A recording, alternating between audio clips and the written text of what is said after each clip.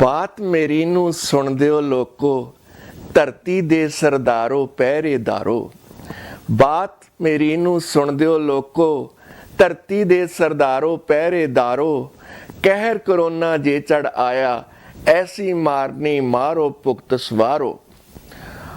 ਆਪੋ ਆਪਣੇ ਘਰ ਵਿੱਚ ਬਹਿ ਕੇ ਖੁਦ ਨੂੰ ਹੈ ਸਮਝਾਉਣਾ, ਨਾ ਵਕਤ ਗਵਾਉਣਾ। ਕੀਤੀ ਜੇਕਰ ਲਾਪਰਵਾਹੀ, ਵੇਲਾ ਹੱਥ ਨਹੀਂ ਆਉਣਾ, ਪਊ ਪਛਤਾਉਣਾ। ਰੱਖ ਕੇ ਜਿਸਮੋ ਜਿਸਮ ਫੈਸਲਾ, ਐਦਾਂ ਰੋਗ ਨਿਵਾਰੋ ਬਰਖੁਰਦਾਰੋ। ਕਹਿਰ ਕਰੋਨਾ ਜੇ ਚੜ ਆਇਆ, ਐਸੀ ਮਰਨੀ ਮਾਰੋ ਪਹਿਰੇਦਾਰੋ। ਰੱਖੀਏ ਆਪਣੀ ਆਪ ਸਫਾਈ, ਸਭਨਾਂ ਨੂੰ ਇਹ ਕਹੀਏ ਅੱਡ ਹੋ ਬਈਏ। ਰੱਖੀਏ ਮਨ ਵੀ ਚੜ੍ਹਦੀ ਕਲਾ ਵਿੱਚ, ਫੁੱਲਾਂ ਵਾਂਗੂ ਰਹੀਏ ਕਦੀ ਨਾ ਖਈਏ। ਡਿੱਗਿਆਂ ਨੂੰ ਇਹ ਢਾ ਲੈਂਦਾ ਹੈ, ਸੁਣ ਲਓ ਮੇਰੇ ਯਾਰੋ ਸਿੰਘ ਸਰਦਾਰੋ। ਕਹਿਰ ਕਰੋਨਾ ਜੇ ਚੜ ਆਇਆ, ਐਸੀ ਮਰਨੀ ਮਾਰੋ ਕਸ਼ਟ ਨਿਵਾਰੋ। ਬੇਮਤਲਬ ਹੀ ਘੁੰਮਣਾ ਫਿਰਨਾ ਸ਼ੌਕ ਅਵੱਲੇ, ਛੱਡੀਏ ਮੂੰਹ ਨਾ ਟੱਡੀਏ। ਬਣੀ ਮੁਸੀਬਤ ਸਿਰ ਤੇ ਭਾਰੀ, ਇੱਕ ਵਾਰੀ ਤਾਂ ਕੱਢੀਏ ਫਾਹਾ ਵੱਢੀਏ। ਕੁਦਰਤ ਫੇਰ ਨਾਰਾਜ਼ ਨਾ ਹੋਵੇ, ਐਸਾ ਜਗਤ ਉਸਾਰੋ ਪੁੱਤ ਬਲਕਾਰੋ। ਕਹਿਰ ਕਰੋਨਾ ਜੇ ਚੜ ਆਇਆ, ਐਸੀ ਮਰਨੀ ਮਾਰੋ ਦਰਦ ਨਿਵਾਰੋ।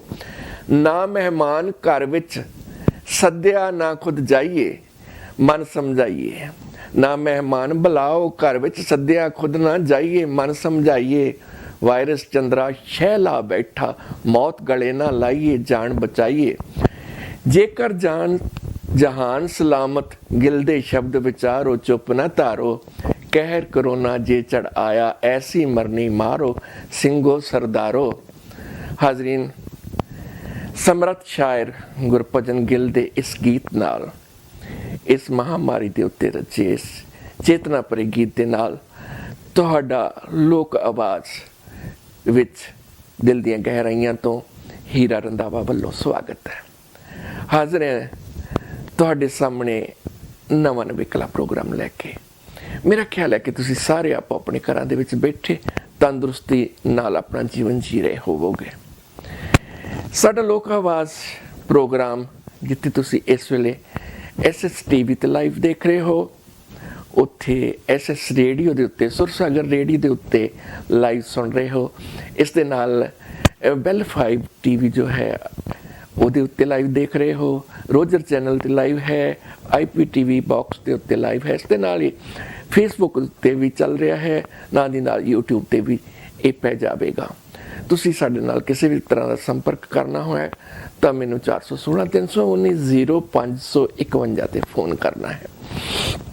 ਮਹਾਮਾਰੀ ਜੋ ਕਰੋਨਾ ਦੀ ਚੱਲ ਰਹੀ ਹੈ ਦੁਨੀਆ ਭਰ ਵਿੱਚ, ਉਸ ਦਾ ਸਮਾਧਾਨ ਕਰਨ ਲਈ ਬਹੁਤ ਸਾਰੇ ਯਤਨ ਹੋ ਰਹੇ ਨੇ। ਇਸ ਦੀ ਵੈਕਸੀਨ ਜਿਹੜੀ ਹੈ ਉਸ ਨੂੰ ਲੱਭਿਆ ਜਾ ਰਿਹਾ ਹੈ। ਸੋ ਕੁਦਰਤ ਬੜੀ ਮਿਹਰਬਾਨ ਹੈ, ਉਹ ਜ਼ਰੂਰ ਹੀ ਸਾਨੂੰ ਕੋਈ ਨਾ ਕੋਈ ਰਸਤਾ ਵਿਖਾ ਦੇਵੇਗੀ। ਇਹਨਾਂ ਦਿਨਾਂ ਦੇ ਵਿੱਚ ਬਹੁਤ ਸਾਰੀਆਂ ਅਫਵਾਹਾਂ ਹੀ ਫੈਲੀਆਂ ਜਾ ਰਹੀਆਂ ਨੇ। ਤੁਸੀਂ ਉਹਨਾਂ ਅਫਵਾਹਾਂ 'ਤੇ ਯਕੀਨ ਨਹੀਂ ਕਰਨਾ। ਖਾਸ ਕਰਕੇ ਜੋ ਸਾਡਾ ਸੋਸ਼ਲ ਮੀਡੀਆ ਹੈ ਉਸ ਦੇ ਉੱਤੇ ਬਿਲਕੁਲ ਕੁਝ ਖਾਸ ਗਲਤ ਖਬਰਾਂ ਵੀ ਆ ਰਹੀਆਂ ਨੇ। ਬਿਲਕੁਲ ਤੁਹਾਡਾ ਜਿਹੜਾ ਭਰੋਸੇਯੋਗ ਸਰੋਤ ਹੈ ਉਸ ਤੋਂ ਖਬਰਾਂ ਜ਼ਰੂਰ ਲਿਆ ਕਰੋ। ਖਾਸ ਕਰਕੇ ਜਿਹੜੇ ਇਹਨਾਂ ਮੁਲਕਾਂ ਦੇ ਵਿੱਚ ਵੈਬਸਾਈਟਸ ਨੇ ਗੌਰਮੈਂਟ ਦੀਆਂ, ਉਹਨਾਂ ਉੱਤੇ ਪੁਖਤਾ ਜਾਣਕਾਰੀ ਮਿੰਟ ਟੂ ਮਿੰਟ ਪਾਈ ਜਾਂਦੀ ਹੈ। ਜਿੰਨੇ ਵੀ ਸਾਡੇ ਓਨਟਾਰੀਓ ਦਾ ਪ੍ਰੀਮੀਅਰ ਹੈ ਜਾਂ ਬਾਕੀ ਸੂਬਿਆਂ ਦੇ ਪ੍ਰੀਮੀਅਰ ਨੇ, ਉਹ ਤੁਹਾਨੂੰ ਅਪਡੇਟ ਕਰ ਰਹੇ ਹਨ। ਇਸ ਦੇ ਨਾਲ ਜਸਟਿਨ ਟਰੂਡੋ ਜੋ ਸਾਡੇ ਪ੍ਰਧਾਨ ਮੰਤਰੀ ਹਨ, ਉਹ ਵੀ ਤੁਹਾਨੂੰ ਦਿਨ ਦੇ ਵਿੱਚ ਕਈ ਵਾਰੀ ਅਪਡੇਟ ਕਰਦੇ ਹਨ, ਤੁਹਾਡੇ ਸਵਾਲਾਂ ਦੇ ਜਵਾਬ ਵੀ ਦਿੰਦੇ ਹਨ। ਔਰ ਬੜੀ ਖੁਸ਼ੀ ਦੀ ਗੱਲ ਹੈ ਕਿ ਉਹਨਾਂ ਨੇ ਬਹੁਤ ਸਾਰੇ ਯਤਨ ਕੀਤੇ ਹਨ ਲੋਕਾਂ ਦੀ ਭਲਾਈ ਵਾਸਤੇ। ਉਹਨਾਂ ਨੂੰ ਭਾਵੇਂ ਮਾਈਕ ਸਹਾਇਤਾ ਹੋਵੇ, ਹੁਣ ਬਹੁਤ ਸਾਰੇ ਹਵਾਈ ਜਹਾਜ਼ ਜਿਹੜੇ ਹਿੰਦੁਸਤਾਨ ਵੱਲ ਨੂੰ ਉਹਨਾਂ ਨੇ ਤਰੀਕਾਂ ਮਿੱਥੀਆਂ ਨੇ। ਜਿਹੜੇ ਉੱਥੇ ਸਾਡੇ ਫਸੇ ਹੋਏ ਕੈਨੇਡੀਅਨ ਵੀਰ ਭੈਣਾਂ ਹਨ, ਬੱਚੇ ਹਨ, ਉਹਨਾਂ ਨੂੰ ਲੈ ਕੇ ਵਾਪਸ ਉਹ ਜਹਾਜ਼ ਇੱਥੇ ਆ ਰਹੇ ਨੇ। ਇਹ ਜਿਹੜੇ ਜਹਾਜ਼ ਨੇ ਇਹ ਅੰਮ੍ਰਿਤਸਰ ਤੋਂ ਵੀ ਚੱਲਣੇ ਹਨ, ਦਿੱਲੀ ਤੋਂ ਵੀ ਚੱਲਣੇ ਹਨ, ਉਹ ਟੋਰਾਂਟੋ ਆਉਣੇ ਹਨ, ਵੈਨਕੂਵਰ ਆਉਣੇ ਹਨ, ਹੋਰ ਸਾਰੇ ਬਹੁਤ ਸਾਰੀਆਂ ਥਾਵਾਂ ਹਨ ਕੈਨੇਡਾ ਦੀਆਂ ਜਿੱਥੇ ਆ ਰਹੀਆਂ ਹਨ। ਅੱਗੇ ਜਾ ਕੇ ਮੈਂ ਇਹਦੀ ਜਿਹੜੀ ਵਿਸਤ੍ਰਿਤ ਜਾਣਕਾਰੀ ਹੈ ਤੁਹਾਡੇ ਨਾਲ ਸਾਂਝੀ ਕਰਾਂਗਾ ਕਿ ਕਿਹੜੀ ਤਰੀਕ ਨੂੰ ਕਿਹੜੀ ਫਲਾਈਟ ਕਿੱਥੇ ਪਹੁੰਚ ਰਹੀ ਹੈ। ਸੋ ਬਹੁਤ ਸਾਰੇ ਲੋਕ ਹਨ ਜਿਹੜੇ ਇਸ ਗੱਲ ਨੂੰ ਸਮਝਦੇ ਹਨ, ਇਸ ਸਥਿਤੀ ਨੂੰ ਸਮਝਦੇ ਹਨ, ਆਪਣਾ ਧਿਆਨ ਵੀ ਰੱਖ ਰਹੇ ਹਨ। ਇਸ ਸਥਿਤੀ ਦੇ ਵਿੱਚ ਕਰੋਨਾ ਮਹਾਮਾਰੀ ਨੇ ਸਾਡੇ ਤੋਂ ਬਹੁਤ ਸਾਰੀਆਂ ਢੇਰ ਸਾਰੀਆਂ ਬੇਸ਼ਕੀਮਤੀ ਰੂਹਾਂ ਵੀ ਖੋਈਆਂ ਨੇ, ਜਾਨਾਂ ਗਈਆਂ ਨੇ। ਇਨਾ ਹੀ ਇਸੇ ਸਿਲਸਿਲੇ ਦੇ ਵਿੱਚ ਪਿਛਲੇ ਦਿਨੇ 2 ਦਿਨ ਪਹਿਲਾਂ ਸਾਡੇ ਟੋਰਾਂਟੋ ਖੇਤਰ ਦੇ ਪੰਜ ਪਾਣੀ ਅਖਬਾਰ ਦੇ ਸੰਚਾਲਕ ਸਰ ਜੋਗਿੰਦਰ ਸਿੰਘ ਗਰੇਵਾਲ ਹੁਣੀ ਸਾਨੂੰ ਸਦੀਵੀ ਵਿਛੋੜਾ ਦੇ ਗਏ ਨੇ। ਉਹ ਜਿੱਥੇ ਬਹੁਤ ਸਾਰੇ ਸਮਾਜਿਕ ਕੰਮਾਂ 'ਚ ਵੱਧ ਚੜ੍ਹ ਕੇ ਹਿੱਸਾ ਲੈਂਦੇ ਸਨ, ਤਰਕਸ਼ੀਲ ਸੋਚ ਦੇ ਧਾਰਨੀ ਸਨ, ਅਗਾਂਹ ਵਧੂ ਵਿਚਾਰਾਂ ਦੇ ਸਨ ਔਰ ਬਹੁਤ ਹੀ ਪਿਆਰੇ ਮਨੁੱਖ ਸਨ। ਹਮੇਸ਼ਾ ਅਸੀਂ ਉਹਨਾਂ ਤੋਂ ਅਗਵਾਈ ਲੈਂਦੇ ਸਾਂ। ਇੰਝ ਲੱਗਦਾ ਕਿ ਜਿੱਦਾਂ ਕੋਈ ਆਸ਼ੀਰਵਾਦ ਵਰਗਾ ਹੱਥ ਸਾਡੇ ਸਿਰ ਤੋਂ ਉੱਠ ਪਿਆ ਹੋਵੇ। ਅਸੀਂ ਕਾਮਨਾ ਕਰਦੇ ਹਾਂ ਔਰ ਦੁਆ ਕਰਦੇ ਹਾਂ ਕਿ ਉਹਨਾਂ ਦੀ ਰੂਹ ਨੂੰ ਸ਼ਾਂਤੀ ਮਿਲੇ। ਇਸੇ ਤਰ੍ਹਾਂ ਸਾਡੇ ਇੱਕ ਬੜੇ ਹੀ ਸਤਿਕਾਰਯੋਗ ਲਿਮੋਜਨਲ ਟੈਕਸੀ ਯੂਨੀਅਨ ਏਅਰਪੋਰਟ ਦੇ ਉੱਤੇ ਉਹਨਾਂ ਦੇ ਪ੍ਰਧਾਨ ਸਨ, ਬਹੁਤ ਵਧੀਆ ਨਿਧੜਕ ਪੱਤਰਕਾਰ ਸਨ, ਸਰਦਾਰ ਕਰਮ ਸਿੰਘ ਜੀ ਪੁਨੀਆ। ਉਹ ਵੀ ਸਾਨੂੰ ਸਦੀਵੀ ਵਿਛੋੜਾ ਦੇ ਗਏ ਨੇ। ਅਸੀਂ ਉਹਨਾਂ ਦੀ ਸ਼ਾਂਤੀ ਲਈ ਵੀ, ਉਹਨਾਂ ਦੀ ਰੂਹ ਦੀ ਸ਼ਾਂਤੀ ਲਈ ਕਾਮਨਾ ਕਰਦੇ ਹਾਂ ਔਰ ਇਹ ਵੀ ਆਸ ਕਰਦੇ ਹਾਂ ਕਿ ਕਰੋਨਾ ਦਾ ਜਿਹੜਾ ਕਹਿਰ ਹੈ ਉਹ ਛੇਤੀ ਮੁੱਕ ਜਾਵੇ, ਤਾਂ ਕਿ ਹੋਰ ਬੇਸ਼ਕੀਮਤੀ ਜਾਨਾਂ ਜਿਹੜੀਆਂ ਹਨ ਉਹ ਸਾਡੇ ਤੋਂ ਇਹ ਖੋ ਕੇ ਨਾ ਲੈ ਜਾਵੇ। ਸੋ ਬਹੁਤ ਸਾਰੀਆਂ ਗੱਲਾਂ, ਢੇਰ ਸਾਰਾ ਮਸੌਦਾ ਤੁਹਾਡੇ ਨਾਲ ਸਾਂਝਾ ਕਰਾਂਗਾ ਹਮੇਸ਼ਾ ਦੀ ਤਰ੍ਹਾਂ। ਇਸ ਵੇਲੇ ਜਿਹੜੇ ਹੈ ਕਰੋਨਾ ਦੇ ਨਾਲ ਜਿਹੜੀ ਗਿਣਤੀ ਹੈ ਉਹ ਤਾਂ ਵੱਧ ਰਹੀ ਹੈ, ਸਗੋਂ ਘਟਣ ਦੀ ਜਗ੍ਹਾ 'ਤੇ ਮੌਤਾਂ ਜਿਹੜੀ ਹੈ ਉਹਨਾਂ ਵਿੱਚ ਥੋੜ੍ਹਾ ਜਿਹਾ ਠੀਕ ਅੰਕੜੇ ਆ ਰਹੇ ਹਨ, ਪਰ ਕਰੋਨਾ ਦੇ ਜਿਹੜੇ ਕੇਸ ਨਵੇਂ ਆ ਰਹੇ ਹਨ ਉਹ ਵੱਧ ਰਹੇ ਹਨ। ਇਸੇ ਤਰ੍ਹਾਂ ਹਿੰਦੁਸਤਾਨ ਦੇ ਵਿੱਚ ਜਿਹੜੇ ਹਜ਼ੂਰ ਸਾਹਿਬ ਤੋਂ ਜਾਂ ਮਹਾਰਾਸ਼ਟਰ ਵੱਲੋਂ ਲੋਕ ਆਏ ਸਨ, ਉਹਨਾਂ ਨੇ ਕਾਫੀ ਇਜ਼ਾਫਾ ਕੀਤਾ ਹੈ ਕੇਸਾਂ ਦੇ ਵਿੱਚ, ਕਾਫੀ ਪੋਜ਼ੀਟਿਵ ਆ ਰਹੇ ਹਨ। ਸੋ ਨਾਲ ਦੀ ਨਾਲ ਬਹੁਤ ਸਾਰੀਆਂ ਟੀਮਾਂ ਹਨ ਲੋਕ ਭਲਾਈ ਜੋ ਕਰ ਰਹੀਆਂ ਹਨ, ਬਹੁਤ ਸਾਰੇ ਲੋਕਾਂ ਤਾਈਂ ਸੇਵਾਵਾਂ ਦੇ ਰਹੀਆਂ ਹਨ, ਕੀਮਤੀ ਚੀਜ਼ਾਂ ਉਹਨਾਂ ਨੂੰ ਪਹੁੰਚਾ ਰਹੀਆਂ ਹਨ, ਜਾਂ ਉਹਨਾਂ ਵਾਸਤੇ ਕੱਪੜੇ ਜਾਂ ਰੋਟੀ ਪਾਣੀ ਦਾ ਇੰਤਜ਼ਾਮ, ਦਵਾਈਆਂ ਦਾ ਇੰਤਜ਼ਾਮ ਕਰ ਰਹੇ ਹਨ। ਉਹਨਾਂ ਦੀ ਸ਼ਲਾਘਾ ਕਰਨੀ ਬਣਦੀ ਹੈ। ਸਾਡੇ GTA ਖੇਤਰ ਦੇ ਵਿੱਚ ਵੀ ਸਹਾਇਤਾ ਸੰਸਥਾ ਵਾਲੇ ਜਾਂ ਖਾਲਸਾ ਏਡ ਸੁਸਾਇਟੀ ਵਾਲੇ ਜਿਹੜੇ ਨੇ ਉਹ ਲੋਕਾਂ ਦੀ ਬਹੁਤ ਤਨੋਂ ਮਨੋਂ ਸੇਵਾ ਕਰ ਰਹੇ ਨੇ। ਸੋ ਇਹਨੇ ਦਿਨੀ ਇੱਕ ਦੂਜੇ ਦੀਆਂ ਚੁਗਲੀਆਂ ਕਰਨ ਦਾ, ਇੱਕ ਦੂਜੇ ਦੇ ਖਿਲਾਫ ਕਰਨ ਦਾ ਇਹ ਵੀ ਰੁਝਾਨ ਚੱਲ ਰਿਹਾ ਹੈ। ਇਸ ਤੋਂ ਬਚਣਾ ਚਾਹੀਦਾ ਹੈ, ਕਦੀ ਵੀ ਕਿਸੇ ਦੇ ਖਿਲਾਫ ਗੱਲ ਨਹੀਂ ਕਰਨੀ ਚਾਹੀਦੀ। ਕਈ ਵਾਰ ਹੁੰਦਾ ਹੈ ਕਿ ਬਹੁਤ ਸਾਰਾ ਸਾਡੇ ਕੋਲ ਚੀਜ਼ਾਂ ਜਿਹੜੀਆਂ ਅਸੀਂ ਲੋੜ ਤੋਂ ਜ਼ਿਆਦਾ ਇਕੱਠੀਆਂ ਕਰ ਲੈਂਦੇ ਹਾਂ, ਉਹਨਾਂ ਤੋਂ ਬਚਣਾ ਚਾਹੀਦਾ ਹੈ। ਇੱਕ ਵਾਰੀ ਕਿਸੇ ਬਜ਼ੁਰਗ ਨੂੰ ਕਿਸੇ ਨੇ ਪੁੱਛਿਆ ਕਿ ਜ਼ਹਿਰ ਕੀ ਹੈ, ਤੇ ਉਸ ਬਜ਼ੁਰਗ ਨੇ ਕਿਹਾ, ਬਹੁਤ ਵਧੀਆ ਜਵਾਬ ਦਿੱਤਾ ਉਹਨੇ ਕਿਹਾ ਕਿ ਹਰ ਉਹ ਚੀਜ਼ ਜੋ ਜ਼ਿੰਦਗੀ ਵਿੱਚ ਜ਼ਰੂਰਤ ਤੋਂ ਜ਼ਿਆਦਾ ਹੁੰਦੀ ਹੈ ਉਹ ਜ਼ਹਿਰ ਹੈ।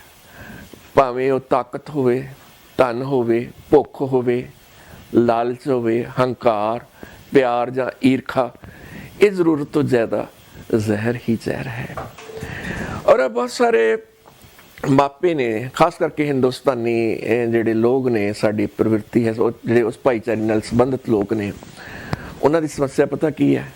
ਉਹ ਸਮਝਦੇ ਆ ਕਿ ਉਹਨਾਂ ਦੇ ਘਰ ਹੀ ਸਿਰਫ ਡਾਕਟਰ ਤੇ ਇੰਜੀਨੀਅਰ ਜੰਮੇ ਨੇ। ਉਹ ਪੂਰਾ ਜ਼ੋਰ ਲਗਾ ਦਿੰਦੇ ਨੇ, ਬੱਚਿਆਂ ਦੇ ਬੇਲੋੜਾ ਬੋਝ ਪਾ ਦਿੰਦੇ ਨੇ ਕਿ ਇਹਨਾਂ ਨੂੰ ਜਾਂ ਤਾਂ ਡਾਕਟਰ ਬਣਾਉਣਾ ਜਾਂ ਇੰਜੀਨੀਅਰ ਬਣਾਉਣਾ।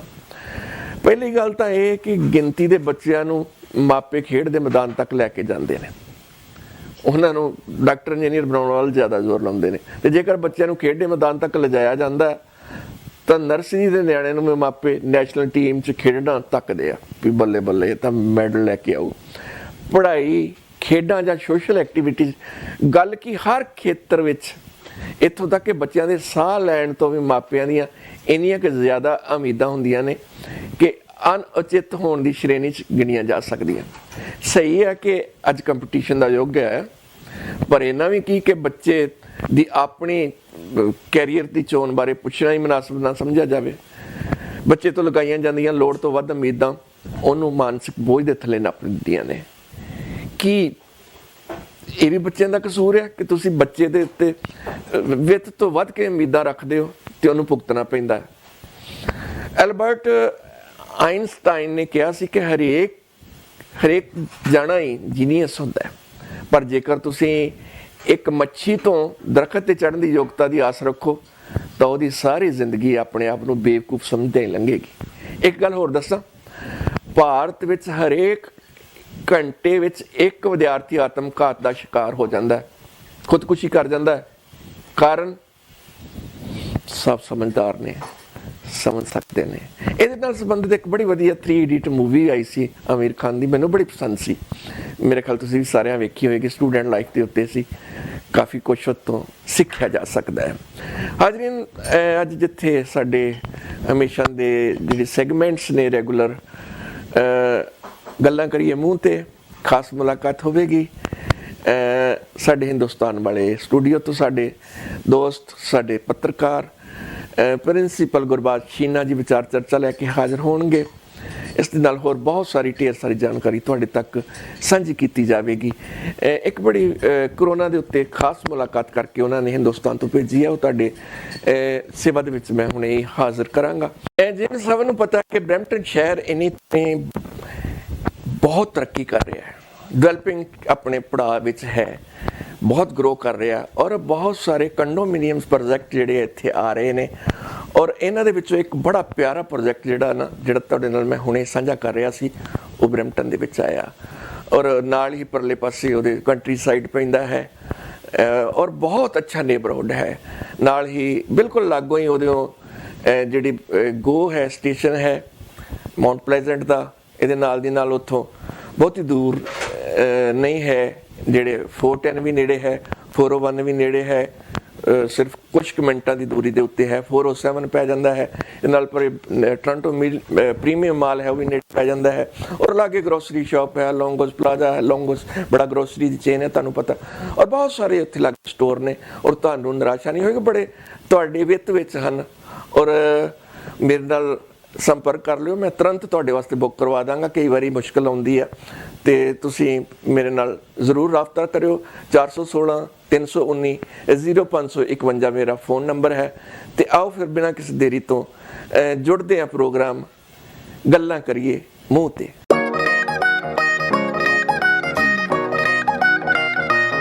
हाजरीन, स्वागत है तुहाडा प्रोग्राम गल्लां करिए मूँह ते। अज जिहड़ा टॉपिक है गल्लां करिए मूँह ते, वो साडा करंट टॉपिक जो इन्हीं दिनी सारे चल रहा है उहदे नाल संबंधित है। डॉक्टर बलजिंदर सिंह सेखों साडे भाईचारे दे विच जानी पहचानी शख्सियत हैं। उन्हां दे परिवार दे 3 जी जिहड़े ने वो कोरोना वायरस दे नाल पीड़ित हो गए और उन्होंने अपनी सूझबूझ दे नाल इस तो किस तरह काबू पाया उन्होंने बड़ी वधिया जानकारी साझी की सी। मेरा जी करदा सी कि उन्होंने घर जाके उन्होंने इंटरव्यू करा, पर हालात के मद्देनज़र कोरोना के डर करके सोशल डिस्टेंस करके उत्थे नहीं जाया जा सकिया। डॉक्टर सेखों उन्होंने जानकारी जिहड़ी साझी की है वो मैं तुहाडे नाल साझी करदा। मेरे ख्याल है कि आपां सारे उत्तों जानकारी लैके थोड़ा सचेत हो सकांगे। उन्हों का कहना सी कि कोरोना वायरस के होर जीवां बारे काफ़ी जानकारी होने कारण, क्योंकि वो उन्होंने स्टडी या उन्होंने PhD भी जी है सारे वायरस के उत्ते है, बैक्टीरिया के उत्ते है, इस करके उन्होंने काफ़ी ज्ञान सी। उन्हों का ख्याल कि मैं काफ़ी डरिया होया तो नहीं सी, पर साडे घर दे एक मैंबर का इसनूं रोकण ते बचण लई चल रही लड़ाई विच स्थानक हस्पताल विच मोहरी रोल होने कारण खर्चा जरूर सी कि इन्हां हालातां विच इस दे परिवार विच फैलण की बहुत संभावना है। उन्हों का कहना कि मैनू एहसास है कि घर के जीआं में इसके फैलन से सब तो खतरा वड्डी उम्र के होने कारण मैनू तो मेरी धर्म पत्नी हो सकता है, क्योंकि साड़ी उम्र 70 साल है।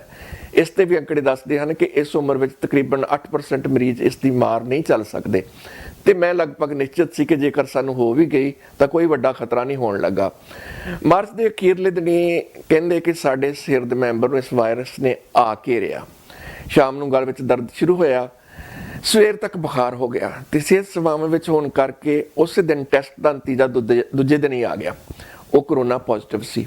उस वेले तक सुक्की खंघ, बुखार तो कुछ दिन बाद औखा साह लैण दी निशानियां इस वायरस तो पीड़ित व्यक्ति दियां दसियां जा रही सन, पर गला खराब होने करके इन्हां विच शामिल नहीं सी। पर उसका गला खराब होया तो बुखार भी होया। कहते कि उस वेले उन्होंने तो उहदे जीवन साथी नूं वख-वख कमरिਆਂ ਦੇ ਵਿੱਚ ਅੱਡ कर दिता गया। वो अंदर ही रहिंदे ते खाण पीण का समान बाहर तरे स्टूलों ते रख दिता जाता, जिथों चुक लेंदे ਤੇ ਜ਼ਿਆਦਾ ਕਰਕੇ ਡਿਸਪੋਜ਼ੇਬਲ ਭਾਂਡੇ ਜਾਂਦੇ ਅਸੀਂ ਵਰਤਦੇ ਸੀਗੇ, ਤੇ ਵਰਤਣ ਤੋਂ ਬਾਅਦ ਉਹ ਜਦੋਂ ਬਾਹਰ ਰੱਖਦੇ ਤਾਂ ਉਹਨਾਂ ਕੂੜੇ ਵਿੱਚ ਸੁੱਟ ਦਿੱਤਾ ਜਾਂਦਾ।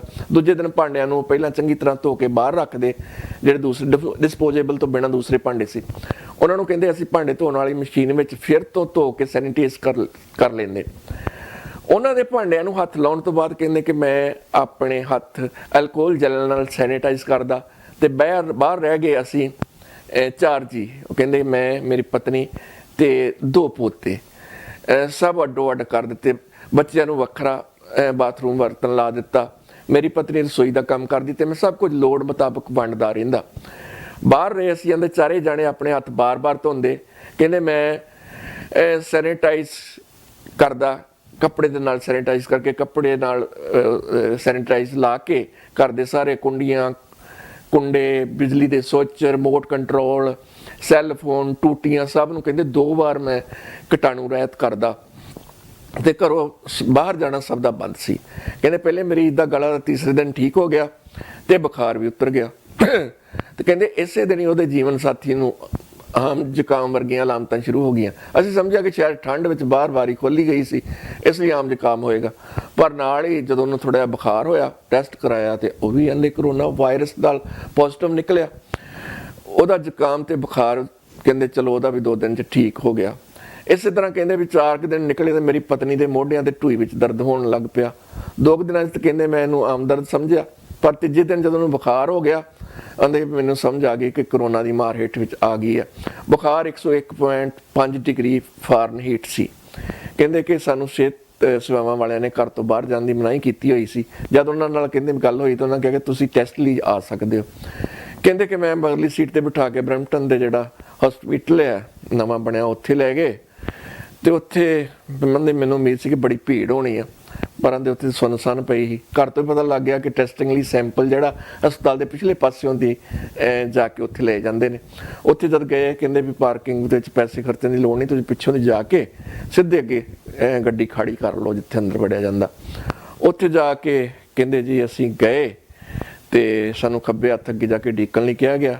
ਕਮਰੇ 'ਚੋਂ ਨਰਸ ਬਾਹਰ ਆਈ ਤੇ ਸਾਨੂੰ 1 ਨੰਬਰ ਚੈਂਬਰ ਵਿੱਚ ਉਡੀਕਣ ਦੀ ਹਦਾਇਤ ਕੀਤੀ।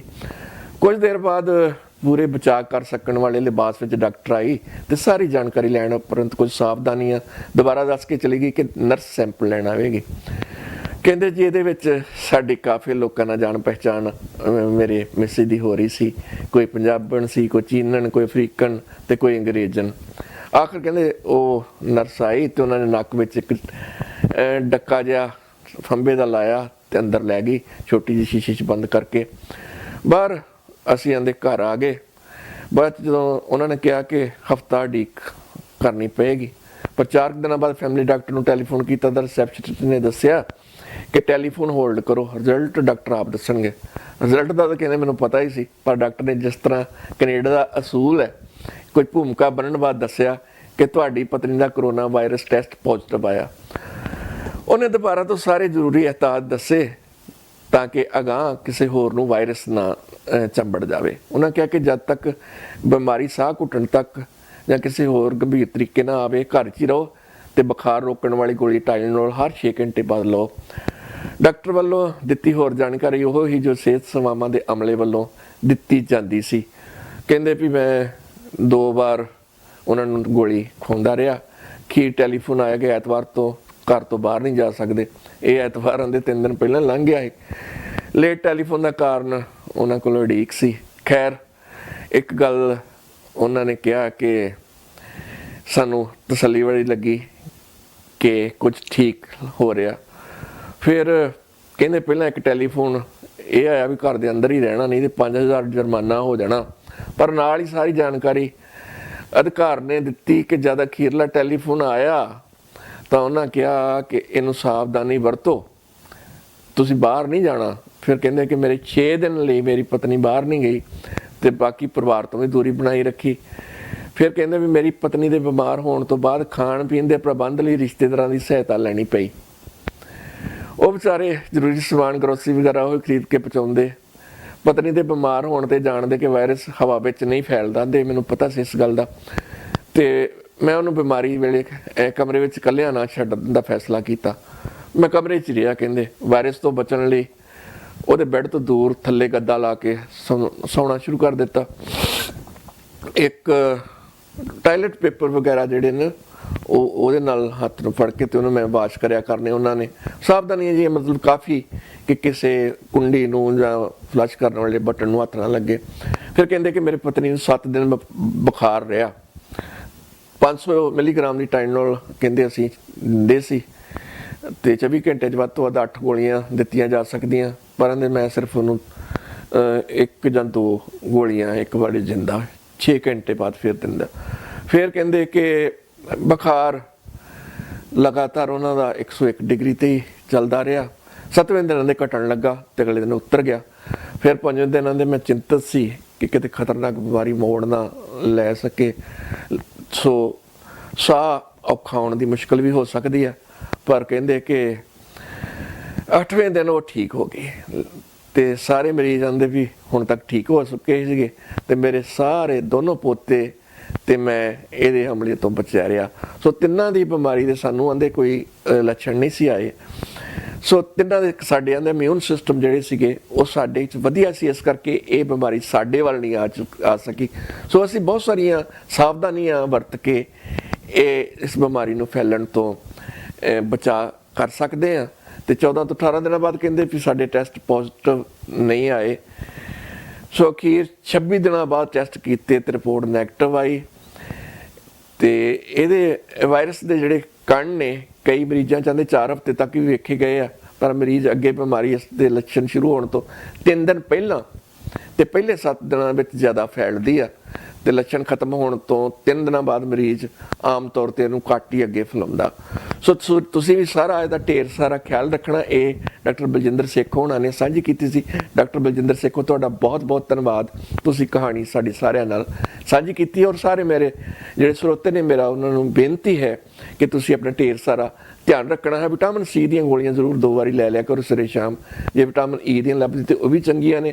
ਧੁੱਪ ਜ਼ਰੂਰ 10-12 ਮਿੰਟ 15 ਮਿੰਟ 20 ਮਿੰਟ ਲਈ ਜ਼ਰੂਰ ਸੇਕਿਆ ਕਰੋ, ਕਿਉਂਕਿ ਹੁਣ ਇਹਨੇ ਦਿਨ ਮੌਸਮ ਵਧੀਆ ਹੈ। ਪ੍ਰੋਟੀਨ ਜ਼ਰੂਰ ਲਿਆ ਕਰੋ ਇੱਕ ਵਾਰ। ਆਰਾਮ 7-8 ਘੰਟੇ ਜ਼ਰੂਰੀ ਹੈ ਤੇ 1.5-2 ਲੀਟਰ ਜ਼ਰੂਰ ਪਾਣੀ ਨਿੱਘਾ ਜਿਹੜਾ ਉਹ ਪੀਣਾ ਤੁਹਾਨੂੰ ਚਾਹੀਦਾ ਹੈ।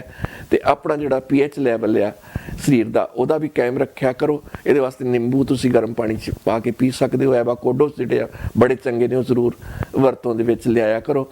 ਇਹਨਾਂ ਬੇਨਤੀਆਂ ਦੇ ਨਾਲ ਅੱਜ ਦਾ ਜਿਹੜਾ ਸਾਡਾ ਗੱਲਾਂ ਕਰੀਏ ਮੂੰਹ ਤੇ ਖਤਮ ਕਰਨ ਦੀ ਇਜਾਜ਼ਤ ਦਿਓ। ਤੁਹਾਡਾ ਬਹੁਤ ਬਹੁਤ ਧੰਨਵਾਦ।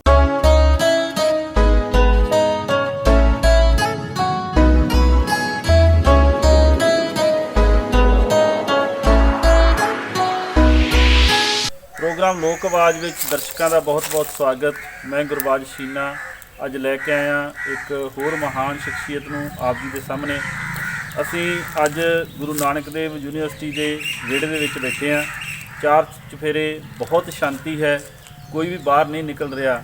ਤੇ ਇਸ ਸਮੇਂ ਸਾਨੂੰ ਸੁਭਾਗ ਪ੍ਰਾਪਤ ਹੋਇਆ ਕਿ ਅਸੀਂ ਐਸੋਸੀਏਟ ਪ੍ਰੋਫੈਸਰ ਤੇ ਪੰਜਾਬੀ ਵਿਭਾਗ ਦੇ ਮੁਖੀ ਡਾਕਟਰ ਦਰਿਆ ਜੀ, ਜੋ ਲੋਕਧਾਰਾ ਦੇ ਬਹੁਤ ਵੱਡੇ ਪ੍ਰਬੁੱਧ ਵਿਦਵਾਨ ਨੇ, ਉਹਨਾਂ ਨਾਲ ਗੱਲਬਾਤ ਕਰਨ ਦਾ।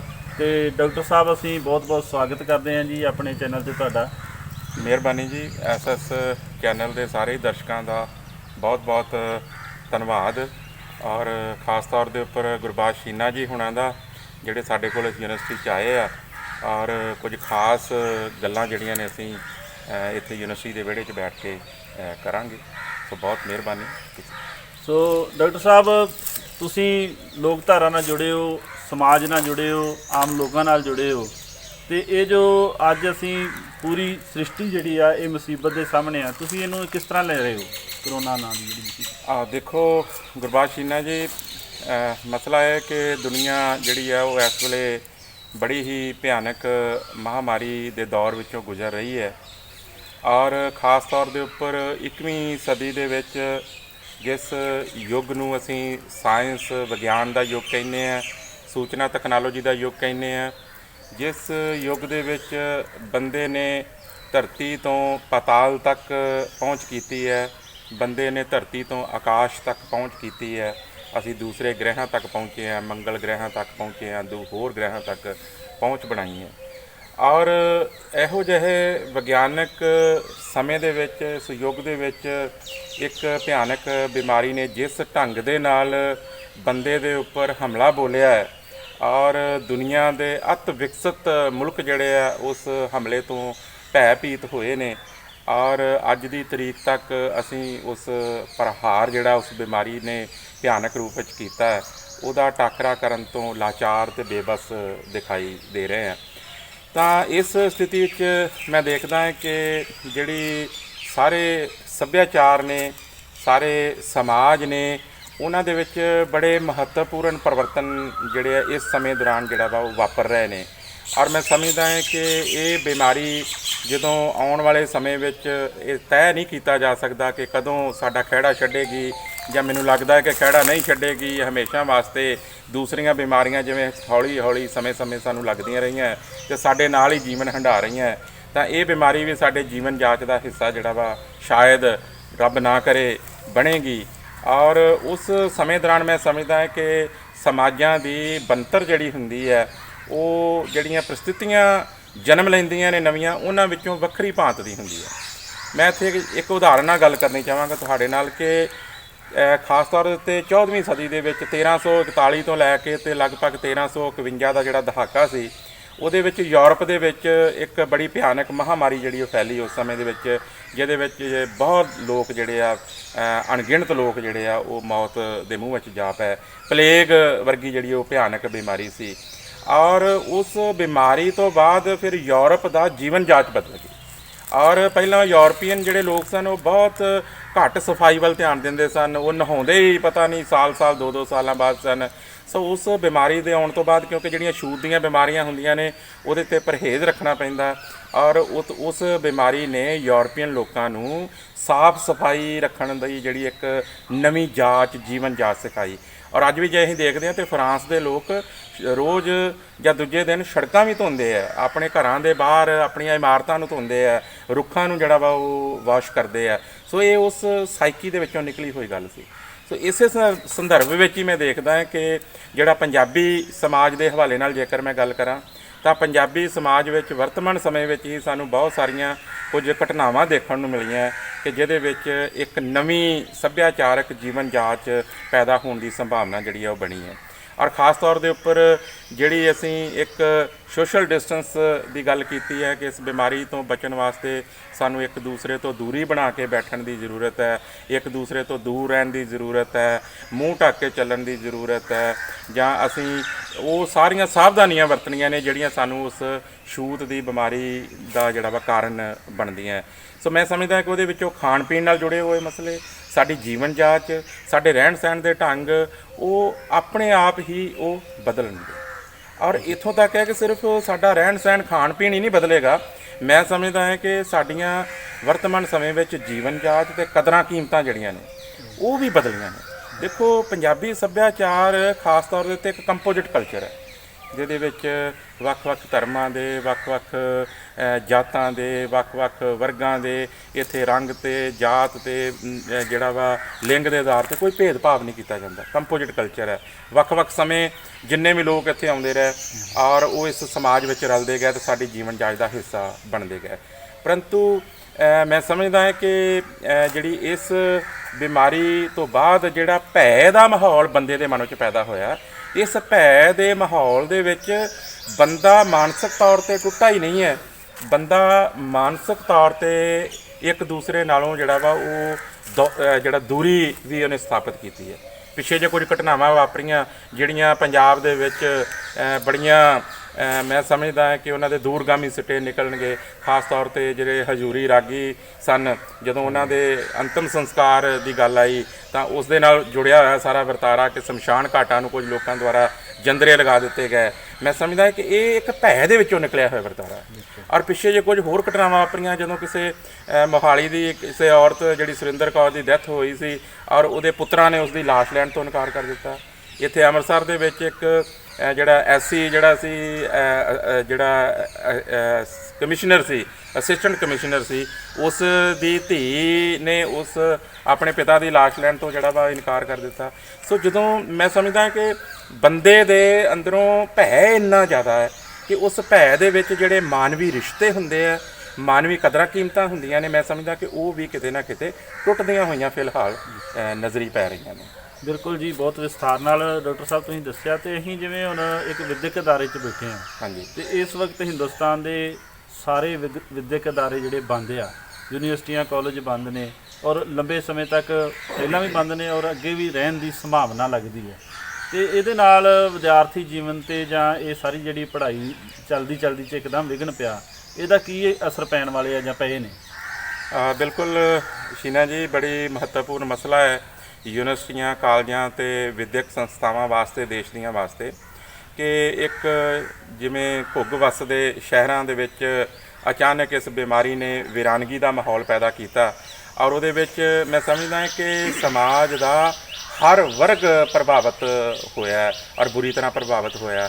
ਔਰ ਜਿਹੜੀ ਖਾਸ ਤੌਰ ਦੇ ਉੱਤੇ ਨੌਜਵਾਨ ਵਰਗ ਹੈ, ਵੱਡੀ ਗਿਣਤੀ ਜਿਹੜੀ ਨੌਜਵਾਨ ਵਰਗ ਦੀ ਹੈ, ਜਿਹੜੇ ਆਪਣੀ ਐਜੂਕੇਸ਼ਨ ਦੇ ਨਾਲ ਵੱਖ-ਵੱਖ ਸੰਸਥਾਵਾਂ ਵਿੱਚ ਪੜ੍ਹ ਰਹੇ ਸਨ, ਦੂਰ ਦੁਰਾਡੇ ਦੇ ਸ਼ਹਿਰਾਂ ਵਿੱਚ ਜਾ ਕੇ ਪੜ੍ਹ ਰਹੇ ਸਨ। ਜਿਵੇਂ ਪਿੱਛੇ ਜੇ ਤੁਸੀਂ ਜਾਂ 2-4 ਦਿਨ ਪਹਿਲਾਂ ਜਿਹੜੀਆਂ ਖਬਰਾਂ ਵੀ ਅਸੀਂ ਸੁਣੀਆਂ ਕਿ ਕਿਵੇਂ ਜਿਹੜਾ ਵਾ ਕੋਟੇ ਦੇ ਵਿੱਚ ਜਿਹੜੇ ਵਿਦਿਆਰਥੀ ਸਨ ਉਹਨਾਂ ਨੂੰ ਉਹਨਾਂ ਦੀਆਂ ਸਰਕਾਰਾਂ ਸਨ, ਉਹਨਾਂ ਦੇ ਰਾਜਾਂ ਦੀਆਂ, ਉਹਨਾਂ ਉੱਥੋਂ ਕੱਢ ਕੇ ਬੱਸਾਂ ਰਾਹੀਂ ਵਿਦਿਆਰਥੀਆਂ ਨੂੰ ਲੈ ਕੇ ਆਏ ਆ।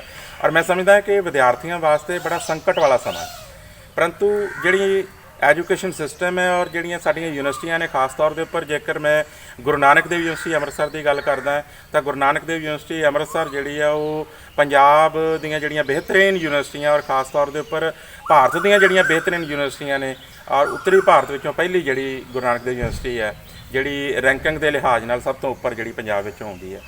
ਔਰ ਕਿਉਂਕਿ ਜਿਵੇਂ ਮੈਂ ਪਹਿਲਾਂ ਵੀ ਗੱਲ ਸ਼ੁਰੂ ਕੀਤੀ ਸੀ ਕਿ ਇਹ ਵਰਤਮਾਨ ਦੌਰ ਸੂਚਨਾ ਤਕਨਾਲੋਜੀ ਦਾ ਦੌਰ ਹੈ, ਔਰ ਯੂਨੀਵਰਸਿਟੀਆਂ ਨੇ ਔਰ ਵਿਦਿਅਕ ਸੰਸਥਾਵਾਂ ਨੇ ਖਾਸ ਤੌਰ ਦੇ ਉੱਪਰ ਆਪਣੇ ਵਿਦਿਆਰਥੀਆਂ ਦੇ ਹਿੱਤਾਂ ਨੂੰ ਧਿਆਨ 'ਚ ਰੱਖ ਗਏ ਹਨ, ਕਿਉਂਕਿ ਉਹਨਾਂ ਦੇ ਫਿਊਚਰ ਦਾ ਮਸਲਾ ਹੈ, ਉਹਨਾਂ ਦੇ ਭਵਿੱਖ ਦਾ ਮਸਲਾ ਹੈ। ਉਹਨਾਂ ਨੇ ਆਪਣੀਆਂ ਡਿਗਰੀਆਂ ਪੂਰੀਆਂ ਕਰਕੇ ਮੁੜ ਕੇ ਰੁਜ਼ਗਾਰ ਦੇ ਮੌਕੇ ਤਲਾਸ਼ ਕਰਨੇ ਸਨ, ਵੱਖ-ਵੱਖ ਖਿੱਤਿਆਂ ਵਿੱਚ ਜਾ ਕੇ ਆਪਣੀਆਂ ਨੌਕਰੀਆਂ ਲੱਭਣੀਆਂ ਸਨ। ਔਰ ਇਸ ਸਮੇਂ ਦੇ ਵਿੱਚ ਯੂਨੀਵਰਸਿਟੀਆਂ ਨੇ ਵਿਦਿਆਰਥੀਆਂ ਦੇ ਹਿੱਤਾਂ ਨੂੰ ਧਿਆਨ 'ਚ ਰੱਖਦਿਆਂ ਹੋਇਆਂ ਅਸੀਂ ਆਨਲਾਈਨ ਜਿਹੜੀ ਐਜੂਕੇਸ਼ਨ ਹੈ ਉਹ ਪ੍ਰੋਵਾਈਡ ਕੀਤੀ ਜਾ ਰਹੀ ਹੈ। ਅਸੀਂ ਹਰ ਵਿਦਿਆਰਥੀ ਤੱਕ ਪਹੁੰਚ ਕਰਨ ਦੀ ਕੋਸ਼ਿਸ਼ ਕਰ ਰਹੇ ਹਾਂ, ਉਹਨੂੰ ਜ਼ੂਮ ਰਾਹੀਂ, ਗੂਗਲ ਰਾਹੀਂ, WhatsApp ਗਰੁੱਪਾਂ ਰਾਹੀਂ ਅਸੀਂ ਆਪਣੇ ਬੱਚਿਆਂ ਨੂੰ ਆਨਲਾਈਨ ਸਿੱਖਿਆ ਜਿਹੜੀ ਆ ਉਹ ਦੇ ਰਹੇ ਹਾਂ। ਪਰੰਤੂ ਸੂਚਨਾ ਤਕਨਾਲੋਜੀ ਦੀਆਂ ਵੀ ਸਮੱਸਿਆਵਾਂ ਨੇ। ਮੈਂ ਸਮਝਦਾ ਕਿ ਸਾਡੇ ਸਾਰੇ ਬੱਚੇ, ਖਾਸ ਤੌਰ 'ਤੇ ਜੇ ਮੈਂ ਪੰਜਾਬੀ ਵਿਭਾਗ ਦੀ ਗੱਲ ਕਰਾਂ ਤਾਂ ਸਾਡੇ ਪੰਜਾਬੀ ਵਿਭਾਗ ਦੇ ਜਿਹੜੀ ਜ਼ਿਆਦਾ ਗਿਣਤੀ ਹੈ ਉਹ ਸਰਹੱਦੀ ਖੇਤਰ ਦੇ ਜਿਹੜੇ ਉਹ ਬੱਚੇ ਜਿਹੜੇ ਅਜੇ ਸਮਾਜਿਕ ਤੌਰ ਦੇ ਉੱਪਰ ਜਿਹੜੇ ਪਛੜੇਵੇਂ ਵਾਲੇ ਇਲਾਕੇ ਨੇ ਉਹਨਾਂ ਵਿੱਚ ਰਹਿ ਰਹੇ ਆ, ਜਿੱਥੇ ਨੈਟਵਰਕ ਦੀ ਵੀ ਉਨੀ ਪਹੁੰਚ ਨਹੀਂ ਹੋਈ। ਦੇਖੋ, ਸੂਚਨਾ ਤਕਨਾਲੋਜੀ ਵੀ ਤਾਂ ਪੂੰਜੀਵਾਦੀ ਦੌਰ ਦੇ ਵਿੱਚ ਇਹ ਪੂੰਜੀਪਾਤੀ ਜਿਹੜਾ ਉਹਦੇ ਕੰਟਰੋਲ ਵਿੱਚ ਹੈ, ਔਰ ਉਹ ਉੱਥੇ ਹੀ ਜਿਹੜਾ ਵਾ ਉਹ ਨੈਟਵਰਕ ਵੀ ਉੱਥੇ ਹੀ ਭੇਜ ਰਿਹਾ ਹੈ ਜਿੱਥੇ ਉਹਨੂੰ ਲੱਗਦਾ ਹੈ ਕਿ ਨੈਟਵਰਕ ਨੂੰ ਯੂਜ਼ ਕਰਨ ਵਾਲੇ ਯੂਜ਼ਰਸ ਹੈਗੇ ਨੇ ਔਰ ਉਹਦੀ ਜੇਬ ਵਿੱਚੋਂ ਪੈਸੇ ਗਏ। ਜਿੱਥੇ ਉਹਨਾਂ ਨੂੰ ਪਤਾ ਹੈ ਕਿ ਜਿਹੜੇ ਲੋਕ ਗਰੀਬ, ਮਹਾਤੜ, ਪਛੜੇ ਹੋਏ ਖਿੱਤਿਆਂ ਵਿੱਚ ਜਿਨ੍ਹਾਂ ਕੋਲ ਰੋਜੀ ਰੋਟੀ ਦੀ ਸਮੱਸਿਆ ਹੈ ਤਾਂ ਉਹ ਨੈਟਵਰਕ ਕਿਵੇਂ ਜਿਹੜਾ ਵਾ ਯੂਜ਼ ਕਰਨਗੇ, ਉਹ ਆਪਣਾ ਨੈਟਵਰਕ ਵੀ ਉਧਰ ਨਹੀਂ ਦਿੰਦੇ। ਸੋ ਅਸੀਂ ਆਨਲਾਈਨ ਬੱਚਿਆਂ ਨੂੰ ਪੜ੍ਹਾਈ ਕਰਾ ਰਹੇ ਹਾਂ, ਪਰੰਤੂ ਫਿਰ ਵੀ ਤਕਰੀਬਨ ਮੈਂ ਸਮਝਦਾ ਹਾਂ ਕਿ 25 ਤੋਂ 30% ਸਾਡੇ ਵਿਦਿਆਰਥੀ ਉਹ ਨੇ ਜਿਨ੍ਹਾਂ ਤੱਕ ਨੈਟਵਰਕ ਦੀ ਪਹੁੰਚ ਨਹੀਂ ਹੈ ਤੇ ਉਹ ਪੜ੍ਹਾਈ ਨਾਲੋਂ ਟੁੱਟੇ ਹੋਏ ਆ। ਸੋ ਲੋੜ ਹੈ ਕਿ ਉਹਨਾਂ ਦੀ ਪੜ੍ਹਾਈ ਜਿਹੜੀ ਆ ਉਹਨਾਂ ਦਾ ਬਰਾਬਰ ਦਾ ਅਧਿਕਾਰ ਹੈ। ਜੇ ਸਥਿਤੀ ਇਹ ਬਣੀ ਰਹੀ ਤਾਂ ਉਹ ਸਮਾਜ ਦੇ ਦੂਸਰੇ ਵਿਕਸਿਤ ਜਿਹੜੇ ਖੇਤਰ ਨੇ ਉਹਨਾਂ ਦੇ ਵਿਦਿਆਰਥੀਆਂ ਨਾਲੋਂ ਉਹ ਪਛੜੇ ਹੋਏ ਖੇਤਰਾਂ ਦੇ ਜਿਹੜੇ ਵਿਦਿਆਰਥੀ ਨੇ, ਮੈਨੂੰ ਲੱਗਦਾ ਕਿ ਕਿਤੇ ਉਹ ਪਛੜ ਨਾ ਜਾਣ। ਪਰ UGC ਦੀਆਂ ਰਿਕਮੈਂਡੇਸ਼ਨਸ, ਉਹਨੇ ਕਮੇਟੀਜ਼ ਬਣਾਈਆਂ ਨੇ, ਉਹਨਾਂ ਦੀਆਂ ਰਿਕਮੈਂਡੇਸ਼ਨ ਜਦ ਡਿੱਕੀਆਂ ਜਾ ਰਹੀਆਂ ਨੇ, ਸਾਨੂੰ ਯਕੀਨ ਹੈ ਕਿ ਇਹ ਬਿਮਾਰੀ ਜਿਹੜੀ ਆ ਆਪਣੀ ਪਕੜ ਹੌਲੀ ਹੌਲੀ ਢਿੱਲੀ ਕਰੇਗੀ। ਸਾਡੇ ਵਿਦਿਆਰਥੀ, ਸਾਡੇ ਬੱਚੇ ਜਿਹੜੇ ਇਸ ਪੜ੍ਹਾਈ ਤੋਂ ਦੂਰ ਹੋ ਗਏ ਨੇ, ਦੂਰ ਚਲੇ ਗਏ ਨੇ, ਆਪਣੇ ਅਧਿਆਪਕਾਂ ਤੋਂ ਦੂਰ ਚਲੇ ਗਏ ਨੇ, ਉਹ ਮੁੜ ਇਸ ਯੂਨੀਵਰਸਿਟੀ 'ਚ ਆਉਣਗੇ, ਮੁੜ ਰੌਣਕਾਂ ਪਰਤਣਗੀਆਂ, ਮੁੜ ਕਲਾਸਰੂਮ ਜਿਹੜੇ ਸੱਜਣਗੇ, ਵਿਦਿਆਰਥੀ ਬਹਿਣਗੇ ਅਤੇ ਗਿਆਨ ਦੇ ਨਾਲ, ਗਿਆਨ ਦੀ ਰੌਸ਼ਨੀ ਦੇ ਨਾਲ ਮੈਂ ਸਮਝਦਾ ਕਿ ਜੁੜਨਗੇ। ਬਹੁਤ ਵਧੀਆ ਜੀ।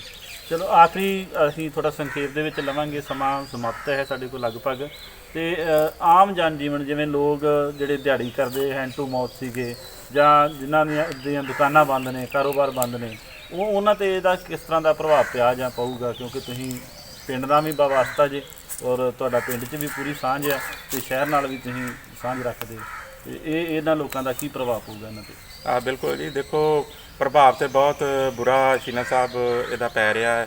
ਔਰ ਕਿਉਂਕਿ ਜਦੋਂ ਮੁਕੰਮਲ ਲੋਕਡਾਊਨ ਹੀ ਹੋ ਗਿਆ ਜਦੋਂ ਬੰਦੇ ਨੂੰ ਉਸ ਦੇ ਦਰਵਾਜ਼ੇ ਦੇ ਅੰਦਰ ਬੰਦ ਕਰ ਦਿੱਤਾ ਗਿਆ, ਉਹ ਕਿਸੇ ਵੀ ਕੰਮ ਵਾਸਤੇ, ਕਿਸੇ ਵੀ ਰੁਜ਼ਗਾਰ ਵਾਸਤੇ ਉਹ ਬਾਹਰ ਨਹੀਂ ਜਾ ਸਕਦਾ। ਔਰ ਮੈਂ ਸਮਝਦਾ ਕਿ ਇਸ ਜਿਵੇਂ ਦੀਆਂ ਖਬਰਾਂ ਆ ਰਹੀਆਂ, ਪੂਰੇ ਭਾਰਤ ਵਰਸ਼ ਦੀ ਆਰਥਿਕਤਾ ਜਿਹੜੀ ਉਹ ਡਾਮਾਡੋਲ ਹੋ ਰਹੀ ਹੈ। ਔਰ ਜਿਵੇਂ ਪੰਜਾਬ ਦੇ ਮੁੱਖ ਮੰਤਰੀ ਸਰਦਾਰ ਅਮਰਿੰਦਰ ਸਿੰਘ ਹੁਣਾਂ ਦੇ ਬਾਰ-ਬਾਰ ਬਿਆਨ ਆ ਰਹੇ ਆ ਕਿ ਉਹਨਾਂ ਨੂੰ ਕਿਸੇ ਵੀ ਕਿਸਮ ਦਾ ਕੋਈ ਟੈਕਸ ਜਿਹੜਾ ਵਾ ਉਹ ਨਹੀਂ ਆ ਰਿਹਾ। ਸੋ ਇਸ ਸੰਦਰਭ ਦੇ ਵਿੱਚ ਮੈਂ ਦੇਖਦਾ ਕਿ ਜਿਹੜੀ ਆਰਥਿਕਤਾ ਜਿਹੜੀ ਆ ਉਹ ਡਾਮਾਡੋਲ ਹੋ ਰਹੀ ਹੈ। ਆਰਥਿਕਤਾ ਸਿਰਫ ਦੇਸ਼ ਤੇ ਕਿਸੇ ਰਾਜ ਨਾਲ ਹੀ ਨਹੀਂ ਜੁੜੀ ਹੁੰਦੀ, ਆਰਥਿਕ ਦਾ ਸੰਬੰਧ ਇੱਕ ਸਧਾਰਨ ਪਰਿਵਾਰ ਨਾਲ ਵੀ ਹੁੰਦਾ ਹੈ, ਇੱਕ ਸਧਾਰਨ ਵਿਅਕਤੀ ਨਾਲ ਹੀ ਹੁੰਦਾ ਹੈ। ਉਸ ਦਾ ਰੁਜ਼ਗਾਰ ਦੇ ਸਾਧਨ ਖਾਸ ਤੌਰ ਦੇ ਉੱਤੇ ਜਿਹੜਾ ਰੋਜ਼ਮਰਾ ਦੇ ਜੀਵਨ ਨਾਲ ਜੁੜਿਆ ਹੋਇਆ ਜਿਹੜਾ ਵਿਹਾਰ ਹੈ, ਔਰ ਖਾਸ ਤੌਰ 'ਤੇ ਡੇਲੀ ਵੇਜਸ ਦੇ ਨਾਲ ਜੁੜੇ ਹੋਏ ਜਿਹੜੇ ਮਜ਼ਦੂਰ ਭਰਾ ਨੇ, ਕਿਰਤੀ ਭਰਾ ਨੇ, ਜਿਹੜੇ ਰੋਜ਼ ਕਮਾਈ ਕਰਕੇ ਆਪਣਾ ਰੋਜੀ ਰੋਟੀ ਕਮਾਉਂਦੇ ਸਨ। ਭਾਵੇਂ ਸਰਕਾਰਾਂ ਨੇ ਉਹਨਾਂ ਨੂੰ ਕੁਝ ਅਨਾਜ ਜਾਂ ਹੋਰ ਢੰਗਾਂ ਰਾਹੀਂ ਮਦਦ ਕਰਨ ਦੀ ਕੋਸ਼ਿਸ਼ ਕੀਤੀ ਹੈ, ਮੈਂ ਸਮਝਦਾ ਚਲੋ ਚੰਗੀ ਗੱਲ ਹੈ। ਪਰ ਇੱਕ ਹੋਰ ਗੱਲ ਜਿਹੜੀ ਅਹਿਮ ਹੈ ਕਿ ਪੰਜਾਬੀ ਜਿਹੜਾ ਬੰਦਾ ਹੈ ਨਾ, ਪੰਜਾਬੀ ਬੰਦੇ ਨੇ ਸੱਭਿਆਚਾਰਕ ਸਾਂਝ ਜਿਹੜੀ ਹੈ ਇਸ ਪੱਖ ਤੋਂ ਬੜੀ ਮਜ਼ਬੂਤ ਦਿਖਾਈ ਹੈ ਕਿ ਪੰਜਾਬ ਦੇ ਵਿੱਚ ਮੈਂ ਸਮਝਦਾ ਕਿ ਕੋਈ ਵੀ ਵਿਅਕਤੀ ਕਿਸੇ ਵੀ ਦਿਨ ਇਸ ਲਾਕਡਾਊਨ ਦੇ ਸਵਾ ਮਹੀਨੇ ਬਾਅਦ ਵੀ ਜੇ ਦੇਖਦੇ ਹਾਂ ਤੇ ਕੋਈ ਭੁੱਖਾ ਨਹੀਂ ਸੁੱਤਾ ਹੋਵੇਗਾ।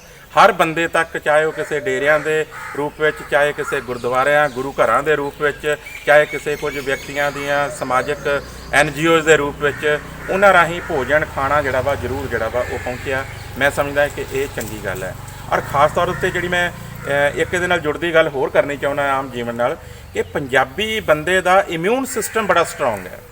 ਕਿਉਂਕਿ ਇਹ ਜਿਹੜਾ ਇਮਿਊਨ ਸਿਸਟਮ, ਕਮਜ਼ੋਰ ਇਮਿਊਨ ਸਿਸਟਮ ਜਿਹੜਾ ਵਾ ਉਹ ਹੀ ਬਿਮਾਰੀ ਜਿਹੜੀ ਆਪਣੇ ਵੱਲ ਖਿੱਚ ਕੇ ਲਿਆਉਂਦਾ।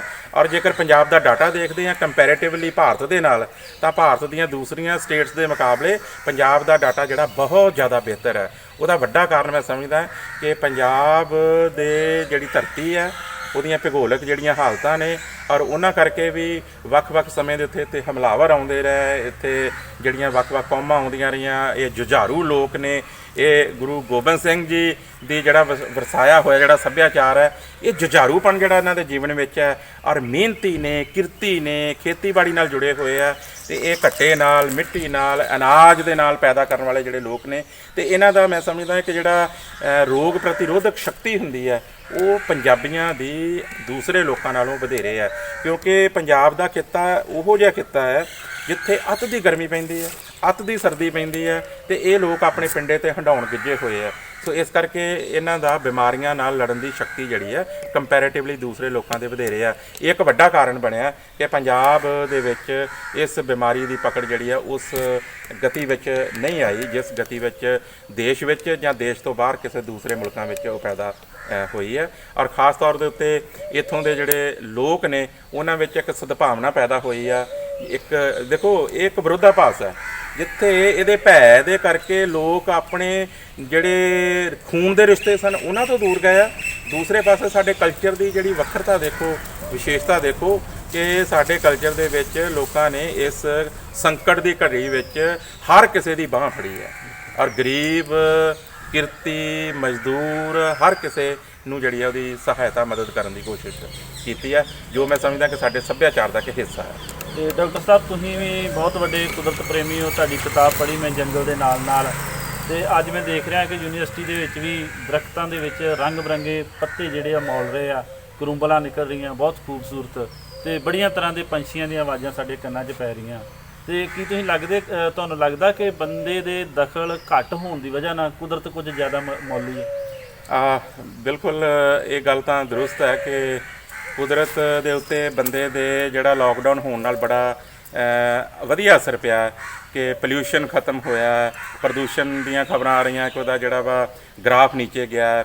ਔਰ ਜਿਵੇਂ ਪਿੱਛੇ ਜੇ ਖਬਰਾਂ ਆਈਆਂ ਕਿ ਜਲੰਧਰ ਤੋਂ ਅਸੀਂ ਧੌਲ ਧਾਰ ਦੀਆਂ ਪਹਾੜੀਆਂ ਵੀ ਦੇਖ ਸਕਦੇ ਹਾਂ, ਸ਼ੁੱਧ ਹੋ ਗਿਆ ਵਾਤਾਵਰਨ।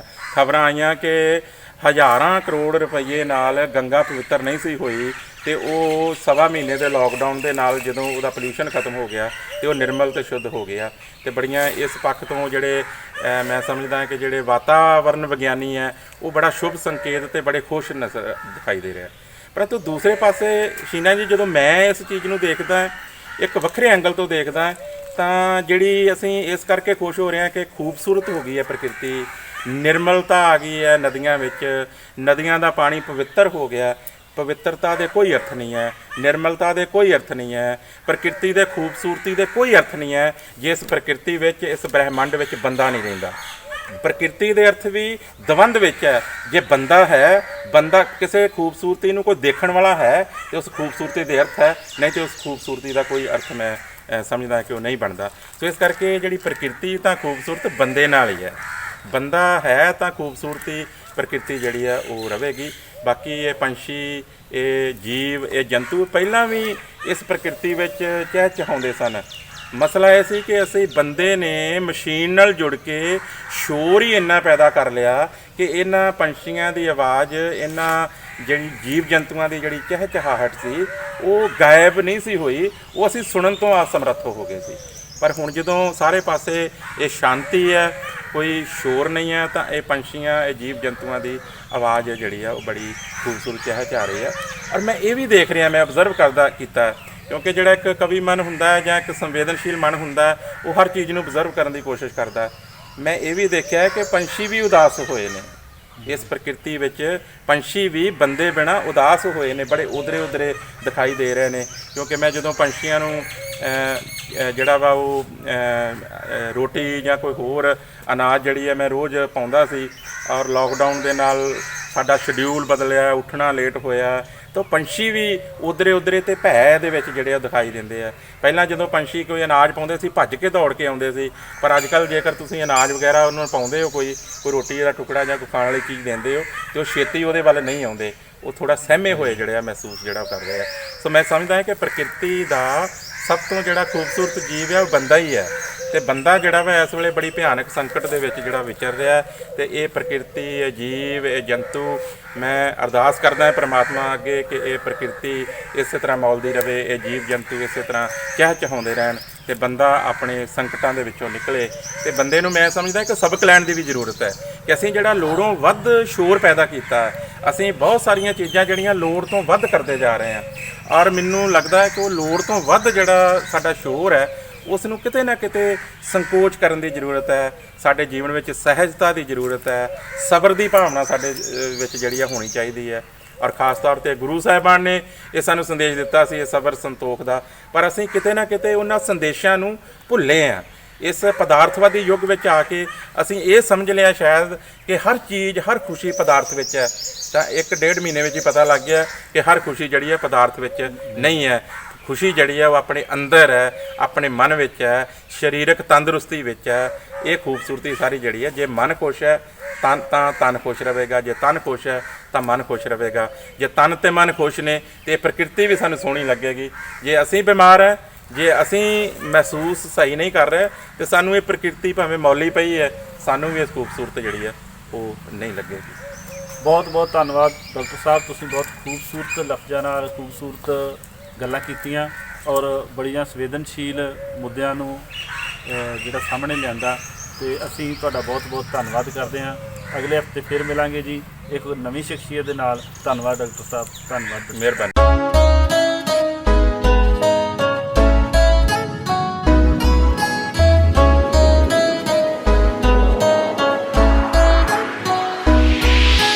ਕਮੀਆਂ ਦੇ ਵੇੜੇ ਦਾ ਚਾਨਣ, ਸੰਤ ਰਾਮ ਉਦਾਸੀ। ਬਹੁਤ ਸਾਰੇ ਗਾਇਕ ਸਾਰੀ ਉਮਰ ਗਾਉਂਦੇ ਰਹਿੰਦੇ ਨੇ, ਪਰ ਉਹਨਾਂ ਨੂੰ ਲੋਕ ਗਾਇਕ ਦਾ ਰੁਤਬਾ ਹਾਸਲ ਨਹੀਂ ਹੁੰਦਾ।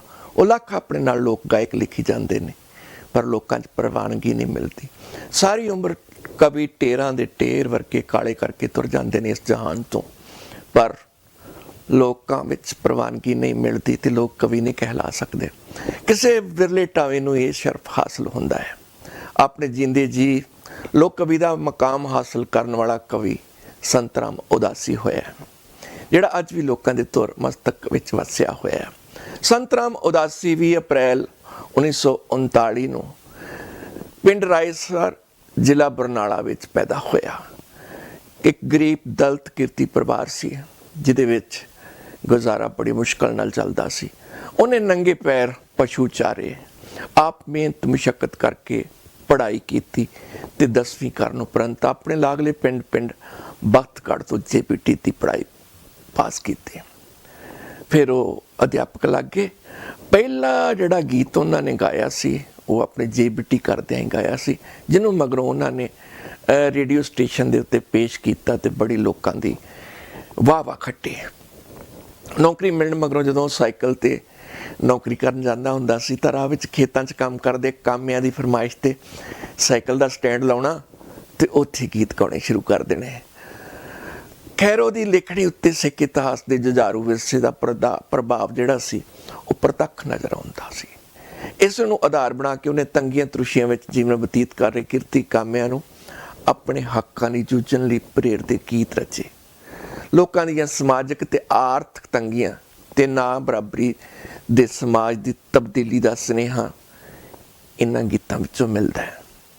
ਪੰਜਾਬ ਵਿੱਚ ਇੱਕ ਸਮਾਂ ਅਜਿਹਾ ਵੀ ਆਇਆ ਸੀ ਜਦ ਪ੍ਰਚਲਿਤ ਕਵਿਤਾ ਤੋਂ ਹਟ ਕੇ ਜੁਝਾਰੂ ਕਵਿਤਾ ਦਾ ਸੂਰਜ ਉਦੇ ਹੋਇਆ ਸੀ, ਜਦ ਨਕਸਲਵਾੜੀ ਮੂਵਮੈਂਟ ਪੰਜਾਬ ਵਿੱਚ ਚੱਲੀ ਸੀ। ਇਹਨਾਂ ਕਵੀਆਂ ਵਿੱਚੋਂ ਅਵਤਾਰ ਪਾਸ਼, ਦਰਸ਼ਨ ਖਟਕੜ, ਲਾਲ ਸਿੰਘ ਦਿਲ, ਇਹਨਾਂ ਸਮੇਤ ਹੋਰ ਬਹੁਤ ਸਾਰੇ ਕਵੀ ਸਨ ਜਿਨ੍ਹਾਂ ਨੇ ਆਪਣੀ ਕਵਿਤਾ ਰਾਹੀਂ ਜੁਝਾਰੂ ਸੁਨੇਹੇ ਦਿੱਤੇ ਸੀਗੇ। ਇਸੇ ਦਰਮਿਆਨ ਹੀ ਆਪਣੀ ਕਵਿਤਾ ਨੂੰ ਲਿਖਣ ਉਪਰੰਤ ਰੋਲੀ ਆਵਾਜ਼ ਵਿੱਚ ਗਾ ਕੇ ਜੋ ਰੁਤਬਾ ਸੰਤਰਾਮ ਉਦਾਸੀ ਨੂੰ ਹੋਇਆ ਸੀ, ਉਹਨਾਂ ਰੁਤਬਾ ਕਿਸੇ ਨੂੰ ਪ੍ਰਾਪਤ ਨਹੀਂ ਹੋ ਸਕਿਆ ਤੇ ਉਹ ਜੁਝਾਰੂ ਕਵਿਤਾ ਦਾ ਇੱਕ ਵੱਡਾ ਥੰਮ ਬਣ ਗਿਆ। ਉਹਦੇ ਬੋਲ ਲੋਕ ਦੁਸ਼ਮਣਾਂ ਦੀ ਹਿੱਕ ਵਿੱਚ ਗੋਲੀ ਵਾਂਗ ਵੱਜਦੇ ਤੇ ਅੱਖਾਂ ਵਿੱਚ ਸੂਲਾਂ ਵਾਂਗ ਚੁਭਦੇ ਸੀ।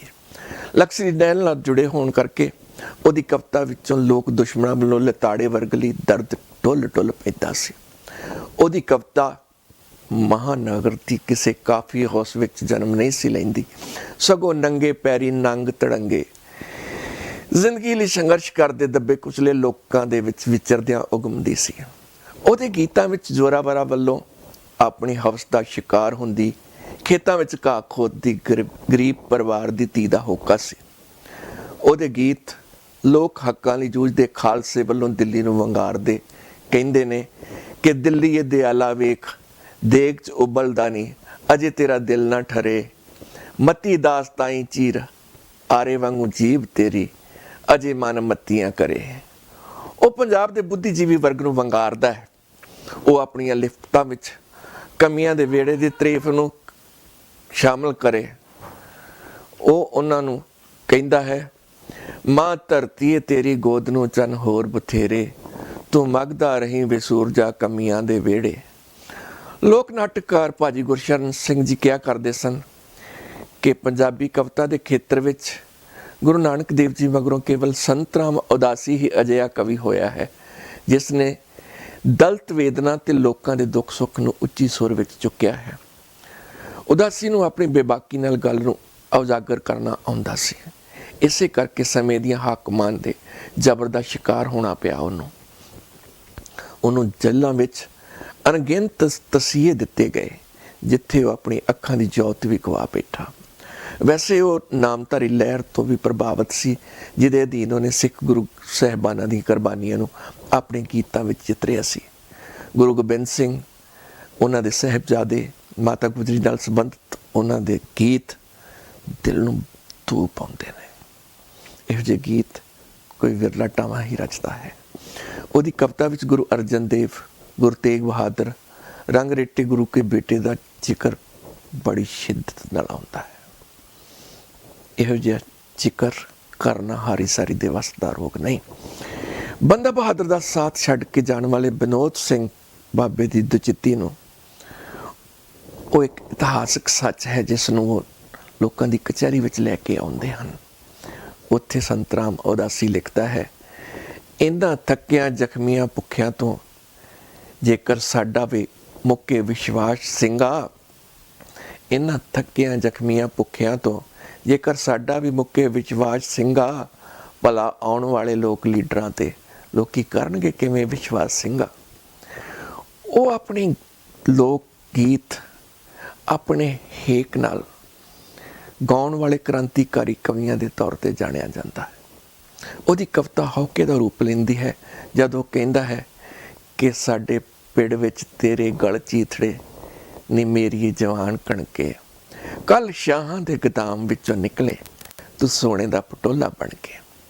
ਧੀਆਂ ਪੁੱਤਾਂ ਵਾਂਗ ਹੱਥੀਂ ਪਾਲੀ ਕਣਕ ਦਾ ਸ਼ਾਹੂਕਾਰ ਵੱਲੋਂ ਲੁੱਟੇ ਜਾਣ ਦਾ ਸ਼ਿਕਾਰ ਹੋਇਆ ਜੱਟ ਆਪਣੇ ਕੰਮ ਨੂੰ ਹੌਕੇ ਵਿੱਚ ਲਾਈ ਹਾਕ ਵਿੱਚ ਕਹਿੰਦਾ ਹੈ, ਗਲ ਲੱਗ ਕੇ ਸਿਰੀ ਦੇ ਜੱਟ ਰੋਵੇ, ਬੋਲਾਂ ਵਿੱਚੋਂ ਨੀਰ ਵਗਿਆ। ਲਿਆ ਤੰਗਲੀ ਨਸੀਬਾਂ ਨੂੰ ਫਰੋਲੀ, ਤੂੜੀ ਵਿੱਚੋਂ ਪੁੱਤ ਜੱਗਿਆ। ਸੰਤ ਰਾਮ ਉਦਾਸੀ ਵਿਦੇਸ਼ਾਂ ਵਿੱਚ ਗਮਨ ਕਰਨ ਵੀ ਗਏ ਸਨ। ਨਕਸਲਬਾੜੀ ਲਹਿਰ ਦਰਮਿਆਨ ਪੁਲਿਸ ਮੁਕਾਬਲਿਆਂ ਵਿੱਚ ਮਾਰੇ ਗਏ ਨੌਜਵਾਨ ਦੀ ਭੈਣ ਆਪਣੇ ਪਿੰਡ ਵਿੱਚ ਚੂੜੀਆਂ ਵੇਚਦੇ ਵਣਜਾਰੇ ਨੂੰ ਕਹਿੰਦੀ ਹੈ, ਸਾਡੀ ਗਲੀ ਵਿੱਚ ਚੂੜੀਆਂ ਦਾ ਹੋਕਾ, ਦੇਵੀ ਨਾ ਵੀਰਾ ਵਣਜਾਰਿਆ। ਸਾਡੇ ਪਿੰਡਾਂ 'ਚ ਤਾਂ ਸਾਉਣ 'ਚ ਵੀ ਹੋਕਾ, ਸਾਡੇ ਪਿੰਡਾਂ 'ਚ ਤਾਂ ਸਾਉਣ 'ਚ ਵੀ ਸੋਕਾ, ਸੋਕਾ ਵੇ ਵੀਰਾ ਵਣਜਾਰਿਆ। ਦਿੱਲੀ ਵਿੱਚ ਬੈਠੀ ਮੇਰੇ ਵੀਰ ਦੀ ਮਕਾਨ ਵੇ, ਦਿੱਲੀ ਵਿੱਚ ਬੈਠੀ ਮੇਰੇ ਵੀਰ ਦੀ ਮਕਾਨ ਵੇ, ਆਈ ਅਕੜ ਮੱਤਾ ਮੇਰੀ ਭਾਬੀ ਨੂੰ ਵਰਾਨ ਵੇ, ਜਿਹਦੇ ਚਾਵਾਂ ਦਾ ਤਾਂ ਹੋ ਗਿਆ ਈ ਟੋਕਾ, ਟੋਕਾ ਵੇ ਵੀਰਾ ਵਣਜਾਰਿਆ। ਸਾਡੀ ਗਲੀ ਵਿੱਚ ਚੂੜੀਆਂ ਦਾ ਹੋਕਾ, ਦੇਵੀ ਨਾ ਵੀਰਾ ਵਣਜਾਰਿਆ। ਕੈਨੇਡਾ ਵਿੱਚ ਵੀ ਉਹਨਾਂ ਨੇ ਆਪਣੇ ਫੇਰੇ ਪਾਏ। ਇੱਥੇ ਲੋਕਾਂ ਨੂੰ ਆਪਣੀ ਸ਼ਾਇਰੀ ਨਾਲ ਸ਼ਰਸ਼ਾਰ ਕੀਤਾ, ਗੀਤ ਗਾਏ ਉਹਨਾਂ ਨੇ। ਕੈਨੇਡਾ ਦੇ ਵਿੱਚ ਇਹ ਪਾਨਾ ਨਾਂ ਦੀ ਜਥੇਬੰਦੀ ਨੇ ਪਹਿਲੀ ਵਾਰ 80ਵੀਂ ਦੇ ਦੌਰ ਦੇ ਵਿੱਚ ਉਹਦੀ ਆਵਾਜ਼ ਵਿੱਚ ਇੱਕ LP ਰਿਕਾਰਡ ਕੱਢਿਆ ਸੀ। ਉਹਨੇ ਸਾਰੀ ਉਮਰ ਆਪਣੇ ਲੋਕਾਂ ਵਿੱਚ ਗੁਜ਼ਾਰੀ ਸੀ ਅਤੇ ਕੈਨੇਡਾ ਫਿਰੀ ਮੌਕੇ ਹੀ ਉਹਨੇ ਆਪਣੀ ਜਨਮ ਭੂਮੀ ਦੇ ਹੇਰਵੇ ਨੂੰ ਇੱਕ ਗੀਤ ਵਿੱਚ ਇੰਝ ਲਿਖਿਆ ਸੀ, ਕਰੇ ਜੋਦੜੀ ਨੀ ਇੱਕ ਦਰਵੇਸ਼, ਮੈਨੂੰ ਰਹਿਣ ਦੇ ਹਵਾਏ ਮੇਰੇ ਦੇਸ਼, ਮੈਨੂੰ ਰਹਿਣ ਦੇ ਹਵਾਏ ਮੇਰੇ ਦੇਸ਼। ਮੈਨੂੰ ਜੁੜਿਆ ਜੜ੍ਹਾਂ ਦੇ ਨਾਲ ਰਹਿਣ ਦੇ, ਮੁੱਲ ਮੰਡੀ ਵਿੱਚ ਪੈਂਦਾ ਘੱਟ ਪੈਣ ਦੇ। ਮੈਨੂੰ ਰਹਿਣ ਦੇ ਹਵਾਏ ਮੇਰੇ ਦੇਸ਼, ਮੇਰੇ ਰਹਿਣ ਦੇ ਹਵਾਏ ਮੈਨੂੰ ਦੇਸ਼। ਕਰੇ ਜੋਦੜੀ ਨੀ ਇੱਕ ਦਰਵੇਸ਼, ਮੈਨੂੰ ਰਹਿਣ ਦੇ ਹਵਾਏ ਮੇਰੇ ਦੇਸ਼। ਸੰਤ ਰਾਮ ਉਦਾਸੀ ਨੇ ਆਪਣੇ ਜੀਵਨ ਦਾ ਸਫ਼ਰ 11 ਅਗਸਤ 1986 ਨੂੰ ਹਜ਼ੂਰ ਸਾਹਿਬ ਨੇੜਵੇਂ ਮਨਮਾੜ ਰੇਲਵੇ ਸਟੇਸ਼ਨ 'ਤੇ ਮੁਕਾਇਆ। ਉਹਨਾਂ ਦੀਆਂ ਕਾਵਿ ਰਚਨਾਵਾਂ ਬਹੁਤ ਸਾਰੀਆਂ ਪੁਸਤਕਾਂ ਵਿੱਚ ਦਰਜ ਹਨ। ਉਹਨਾਂ ਦੀ ਕਵਿਤਾਵਾਂ, ਉਹਨਾਂ ਦੀਆਂ ਪੁਸਤਕਾਂ ਮਹਾਨ ਸਾਹਿਤ ਦਾ ਦਰਜਾ ਰੱਖਦੀਆਂ ਨੇ। ਉਹਨਾਂ ਦੀਆਂ ਕਵਿਤਾਵਾਂ ਜੋ ਉਹਨਾਂ ਵੇਲੇ ਉਹਨਾਂ ਦੇ ਹੁੰਦਿਆਂ ਹੀ ਛਪੀਆਂ ਸਨ, ਲਹੂ ਭਿੱਜੇ ਬੋਲ, ਚੌ ਨੁਕਰੀਆਂ ਸਿੱਖਾਂ, ਸੈਨਤਾਂ ਤੇ ਕਮੀਆਂ ਦਾ ਵਿਹੜਾ। ਸੰਤ ਰਾਮ ਉਦਾਸੀ ਨੂੰ ਪਹਿਲੀ ਵਾਰੀ ਗਾਉਂਦਿਆਂ ਸੁਣਦਾ ਸੀ ਜਿਹੜਾ, ਤਾਂ ਉਹਦੇ ਸਾਰੇ ਭੁਲੇਖੇ ਦੂਰ ਹੋ ਜਾਂਦੇ ਸਨ। ਸੰਗੀਤ ਅਜਿਹਾ ਸੰਗੀਤ ਸੀ ਜੋ ਜ਼ਿੰਦਗੀ ਦੇ ਦਰਦ ਤੇ ਰੋਹ ਦਾ ਸ਼ਾਨਦਾਰ ਸੁਮੇਲ ਸੀ। ਸਾਨੂੰ ਉਹ ਤੋਂ ਪ੍ਰੇਰਨਾ ਲੈਣ ਦੀ ਲੋੜ ਹੈ। ਜਸਵੰਤ ਕੰਵਲ ਹੋਣਾ ਲਿਖਿਆ ਸੀ ਕਿ ਸੰਤ ਰਾਮ ਉਦਾਸੀ ਟੁੱਟੀਆਂ ਆਰਥਿਕ ਸ਼੍ਰੇਣੀਆਂ ਵਿੱਚ ਵੰਗਾਰ ਕੇ ਹਥਿਆਰ ਚੁੱਕ ਨਿਖਰਵਾਂ ਸੂਰਮਾ ਉੱਠਿਆ ਸੀ। ਉਹਦੀ ਬਹਾਦਰ ਤੇ ਜੇਰੇ ਜੁਰਤ ਵਾਲੀ ਕਰਨੀ ਨੇ ਕਮਜ਼ੋਰ ਤੇ ਦੱਬੀਆਂ ਕੁਚਲੀਆਂ ਸ਼੍ਰੇਣੀਆਂ ਨੂੰ ਦਲੇਰੀ ਨਾਲ ਆਜ਼ਾਦੀ ਦੇ ਰਾਹ ਪਾਇਆ। ਤੂੰ ਚੜਿਆ ਤਰਤ ਆਕਾਸ਼ ਰੋਸ਼ਨ ਹੋਏ, ਤੂੰ ਗਰੀਬ ਘਰਾਂ ਤੇ ਦਲੇਰ ਦਿਲਾਂ ਨੂੰ ਸਦਾ ਚਾਨਣ ਦਿੰਦਾ, ਤਵਰੀਖ ਦਾ ਸੁਲਤਾਨ ਜਨਮਿਆ ਸੀ। ਪ੍ਰਿੰਸੀਪਲ ਸਰਵਨ ਸਿੰਘ ਨੇ ਲਿਖਿਆ ਕਿ ਉਸ ਦੀ ਮਲਵਈ ਲਹਿਜੇ ਵਾਲੀ ਗਰਾਰੀਦਾਰ ਆਵਾਜ਼ ਦੀਆਂ ਤਰੰਗਾਂ ਨਾਲ ਚਾਰ ਚਫੇਰਾ ਲਰਜ਼ ਉੱਠਦਾ। ਉਹ ਬਾਹਰੋਂ ਖੁੱਗ ਕੇ ਲਿਆਂਦੀ ਪਰਾਈ ਮਾਰਕਸਵਾਦੀ ਵਿਚਾਰਧਾਰਾ ਦਾ ਧਾਰਨੀ ਨਹੀਂ, ਸਗੋਂ ਪੰਜਾਬ ਦੀ ਧਰਤੀ ਵਿੱਚੋਂ ਉੱਗੀ ਆਪਣੀ ਸਿੱਖ ਵਿਚਾਰਧਾਰਾ ਦੇ ਅਨੁਕੂਲ ਮਾਰਕਸੀ ਵਿਚਾਰਧਾਰਾ ਦਾ ਧਾਰਨੀ ਸੀ। ਉਹ ਗੁਰੂ ਦੇ ਸਿੰਘਾਂ ਨੂੰ ਨਕਸਲਬਾੜੀਏ ਤੇ ਨਕਸਲਬਾੜੀਆਂ ਨੂੰ ਗੁਰੂ ਦੇ ਸਿੰਘ ਸਮਝਦਾ ਸੀ। ਖੈਰ, ਉਹ ਲੋਕਾਂ ਦਾ ਮਾਨਮੱਤਾ ਸ਼ਾਇਰ ਸੰਤ ਰਾਮ ਉਦਾਸੀ ਜੋ ਅੱਜ ਵੀ ਸਾਡੇ ਅੰਗ ਸੰਗ ਹੈ, ਆਪਣੇ ਗੀਤਾਂ ਰਾਹੀਂ ਉਹ ਆਪਣੇ ਜਿਉਂਦੇ ਜੀ ਵਸੀਅਤ ਵੀ ਕਰ ਗਿਆ ਸੀ ਕਿ ਮੇਰੀ ਮੌਤ 'ਤੇ ਨਾ ਰੋਇਓ, ਮੇਰੀ ਸੋਚ ਨੂੰ ਬਚਾਇਓ, ਮੇਰੇ ਲਹੂ ਦਾ ਕੇਸਰ ਰੇਤੇ 'ਚ ਨਾ ਰਲਾਇਓ, ਜੀਵਨ ਤੋਂ ਮੌਤ ਤਾਈਂ ਆਉਂਦੇ ਬੜੇ ਚੁਰਸਤੇ, ਜਿਸ ਦਾ ਹੈ ਪੰਧ ਪਿਖੜਾ ਉਸੇ ਹੀ ਰਾਹ ਲਿਜਾਇਓ, ਮੇਰੀ ਮੌਤ 'ਤੇ ਨਾ ਰੋਇਓ, ਮੇਰੀ ਸੋਚ ਨੂੰ ਬਚਾਇਓ, ਮੇਰੇ ਲਹੂ ਦਾ ਕੇਸਰ ਰੇਤੇ 'ਚ ਨਾ ਰਲਾਇਓ। ਸੰਤ ਰਾਮ ਉਦਾਸੀ ਸਾਡੇ ਅੰਗ ਸੰਗ ਹੈ, ਲੋਕਾਂ ਦਾ ਸ਼ਾਇਰ, ਲੋਕਾਂ ਦਾ ਕਵੀ। ਉਹਦੀ ਉਮਰ ਭਰ ਲੋਕਾਂ ਦੀ ਭਲਾਈ ਲਈ, ਉਹਨਾਂ ਮਿਹਨਤ ਕਸ਼ਾਂ ਦੀ ਆਵਾਜ਼ ਬਣਨ ਲਈ ਕੀਤੀ ਘਾਲਣਾ ਨੂੰ ਸਾਡਾ ਸਲਾਮ ਹੈ।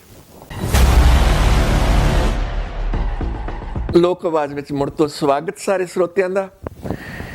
ਬੜੀ ਪੁਰਾਣੀ ਗੱਲ ਹੈ ਕਿ ਸੁਕਰਾਤ ਹੋਣਾ ਦੇ ਕੋਲ ਉਹਨਾਂ ਦੀ ਜਾਣ ਪਹਿਚਾਣ ਦਾ ਇੱਕ ਆਦਮੀ ਉਹਨਾਂ ਕੋਲ ਆਇਆ ਤੇ ਕਹਿੰਦਾ ਕਿ ਸ਼੍ਰੀਮਾਨ ਜੀ, ਤੁਸੀਂ ਜਾਣਦੇ ਹੋ ਕਿ ਮੈਂ ਤੁਹਾਡੇ ਇੱਕ ਦੋਸਤ ਬਾਰੇ ਕੀ ਸੁਣਿਆ।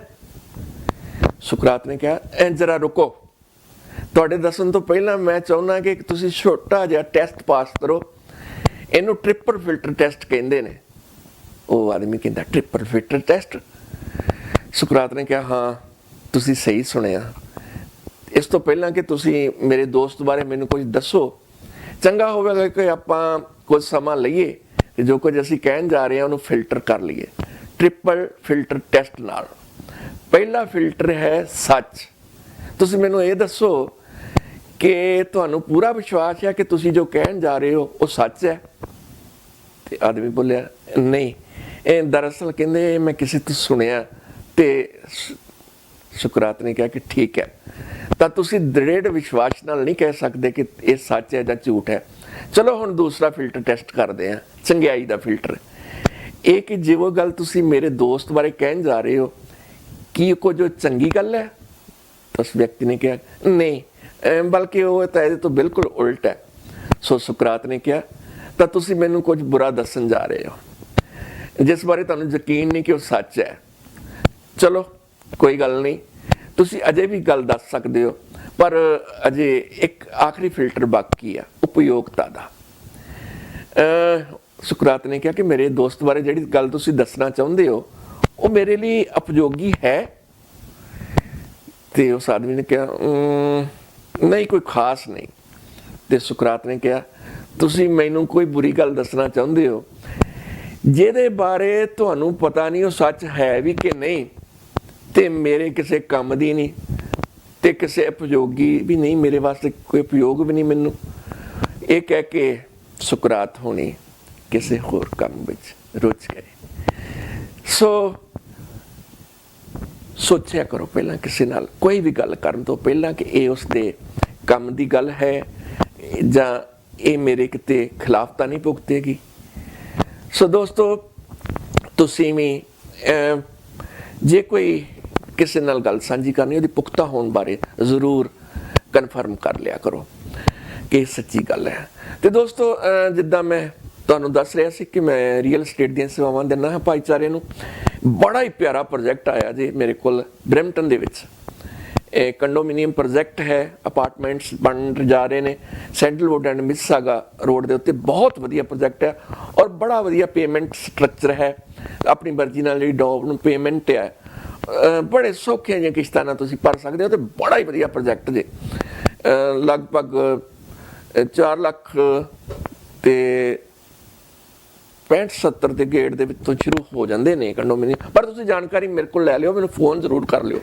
ਮੈਂ ਬਹੁਤ ਵਧੀਆ ਤੁਹਾਨੂੰ ਵਧੀਆ ਕਿਸ਼ਤਾਂ ਇਹਦੀਆਂ ਬਣਾ ਕੇ ਦੇ ਸਕਦਾ। ਸਹਿਜ ਸਹਿਜ ਤੁਸੀਂ ਉਹਨਾਂ ਨੂੰ ਧਾਰ ਸਕਦੇ ਹੋ। 416-319-0551 ਮੇਰਾ ਫੋਨ ਨੰਬਰ ਹੈ। ਮੇਰੀ ਵੈਬਸਾਈਟ ਹੈ hirarandhawa.com hirarandhawa.com। ਹੀਰਾ ਰੰਧਾਵਾ ਮੇਰਾ ਨਾਮ ਜਿਹੜਾ ਹੈ ਨਾ, ਪੂਰਾ ਉਹ ਲਾ ਦਿਓ, ਨਾਲ .com ਲਾ ਦਿਓ। ਇਹ ਮੇਰੀ ਵੈਬਸਾਈਟ ਆ। ਸੋ ਇੰਨੀਆਂ ਕੁ ਬੇਨਤੀਆਂ ਦੇ ਨਾਲ ਅੱਜ ਦਾ ਪ੍ਰੋਗਰਾਮ ਖਤਮ ਕਰਦੇ ਹਾਂ। ਆਉਂਦੇ ਹਫਤੇ ਤੱਕ ਤੁਸੀਂ ਆਪਣਾ ਖਿਆਲ ਰੱਖਣਾ, ਆਪਣੇ ਚਾਹੁਣ ਵਾਲਿਆਂ ਦਾ ਖਿਆਲ ਰੱਖਣਾ, ਘਰ ਦੇ ਵਿੱਚ ਸੇਫ ਰਹਿਣਾ ਹੈ, ਬਾਹਰ ਨਹੀਂ ਘੁੰਮਣਾ ਹੈ, ਸੋਸ਼ਲ ਡਿਸਟੈਂਸ ਬਣਾ ਕੇ ਰੱਖਣਾ ਹੈ, 6 ਫੁੱਟ ਦਾ ਫਾਸਲਾ ਰੱਖਣਾ ਹੈ। ਜਦੋਂ ਗਰੋਸਰੀ ਵਗੈਰਾ ਲੈਣ ਜਾਂਦੇ ਹੋ ਆਪਣਾ ਮਾਸਕ ਚੰਗੀ ਤਰ੍ਹਾਂ ਢੱਕਣਾ ਹੈ, ਆਪਣੇ ਹੱਥ ਸੈਨੀਟਾਈਜ਼ ਕਰਨੇ ਹਨ 20 ਸੈਕਿੰਡ ਲਈ ਜ਼ਰੂਰ। ਆਪਣੇ ਹੱਥ ਧੋਇਆ ਕਰੋ ਸਾਬਣ ਦੇ ਨਾਲ, ਉਹਦੇ ਨਾਲ ਕਰੋਨਾ ਬਿਲਕੁਲ ਲਾਗੇ ਨਹੀਂ ਹੁੰਦਾ, ਉਹ ਮਰ ਜਾਂਦਾ, ਵਿਘਟ ਹੋ ਜਾਂਦਾ ਹੈ। ਸੋ ਖੁਸ਼ ਰੱਖੋ ਸਾਰਿਆਂ ਨੂੰ ਤੇ ਆਪ ਵੀ ਖੁਸ਼ ਰਹੋ। ਆਉਂਦੇ ਸੋਮਵਾਰ ਤੱਕ ਖੁਸ਼ ਰਹੋ, ਆਬਾਦ ਰਹੋ, ਜ਼ਿੰਦਾਬਾਦ ਰਹੋ। ਧੰਨਵਾਦ।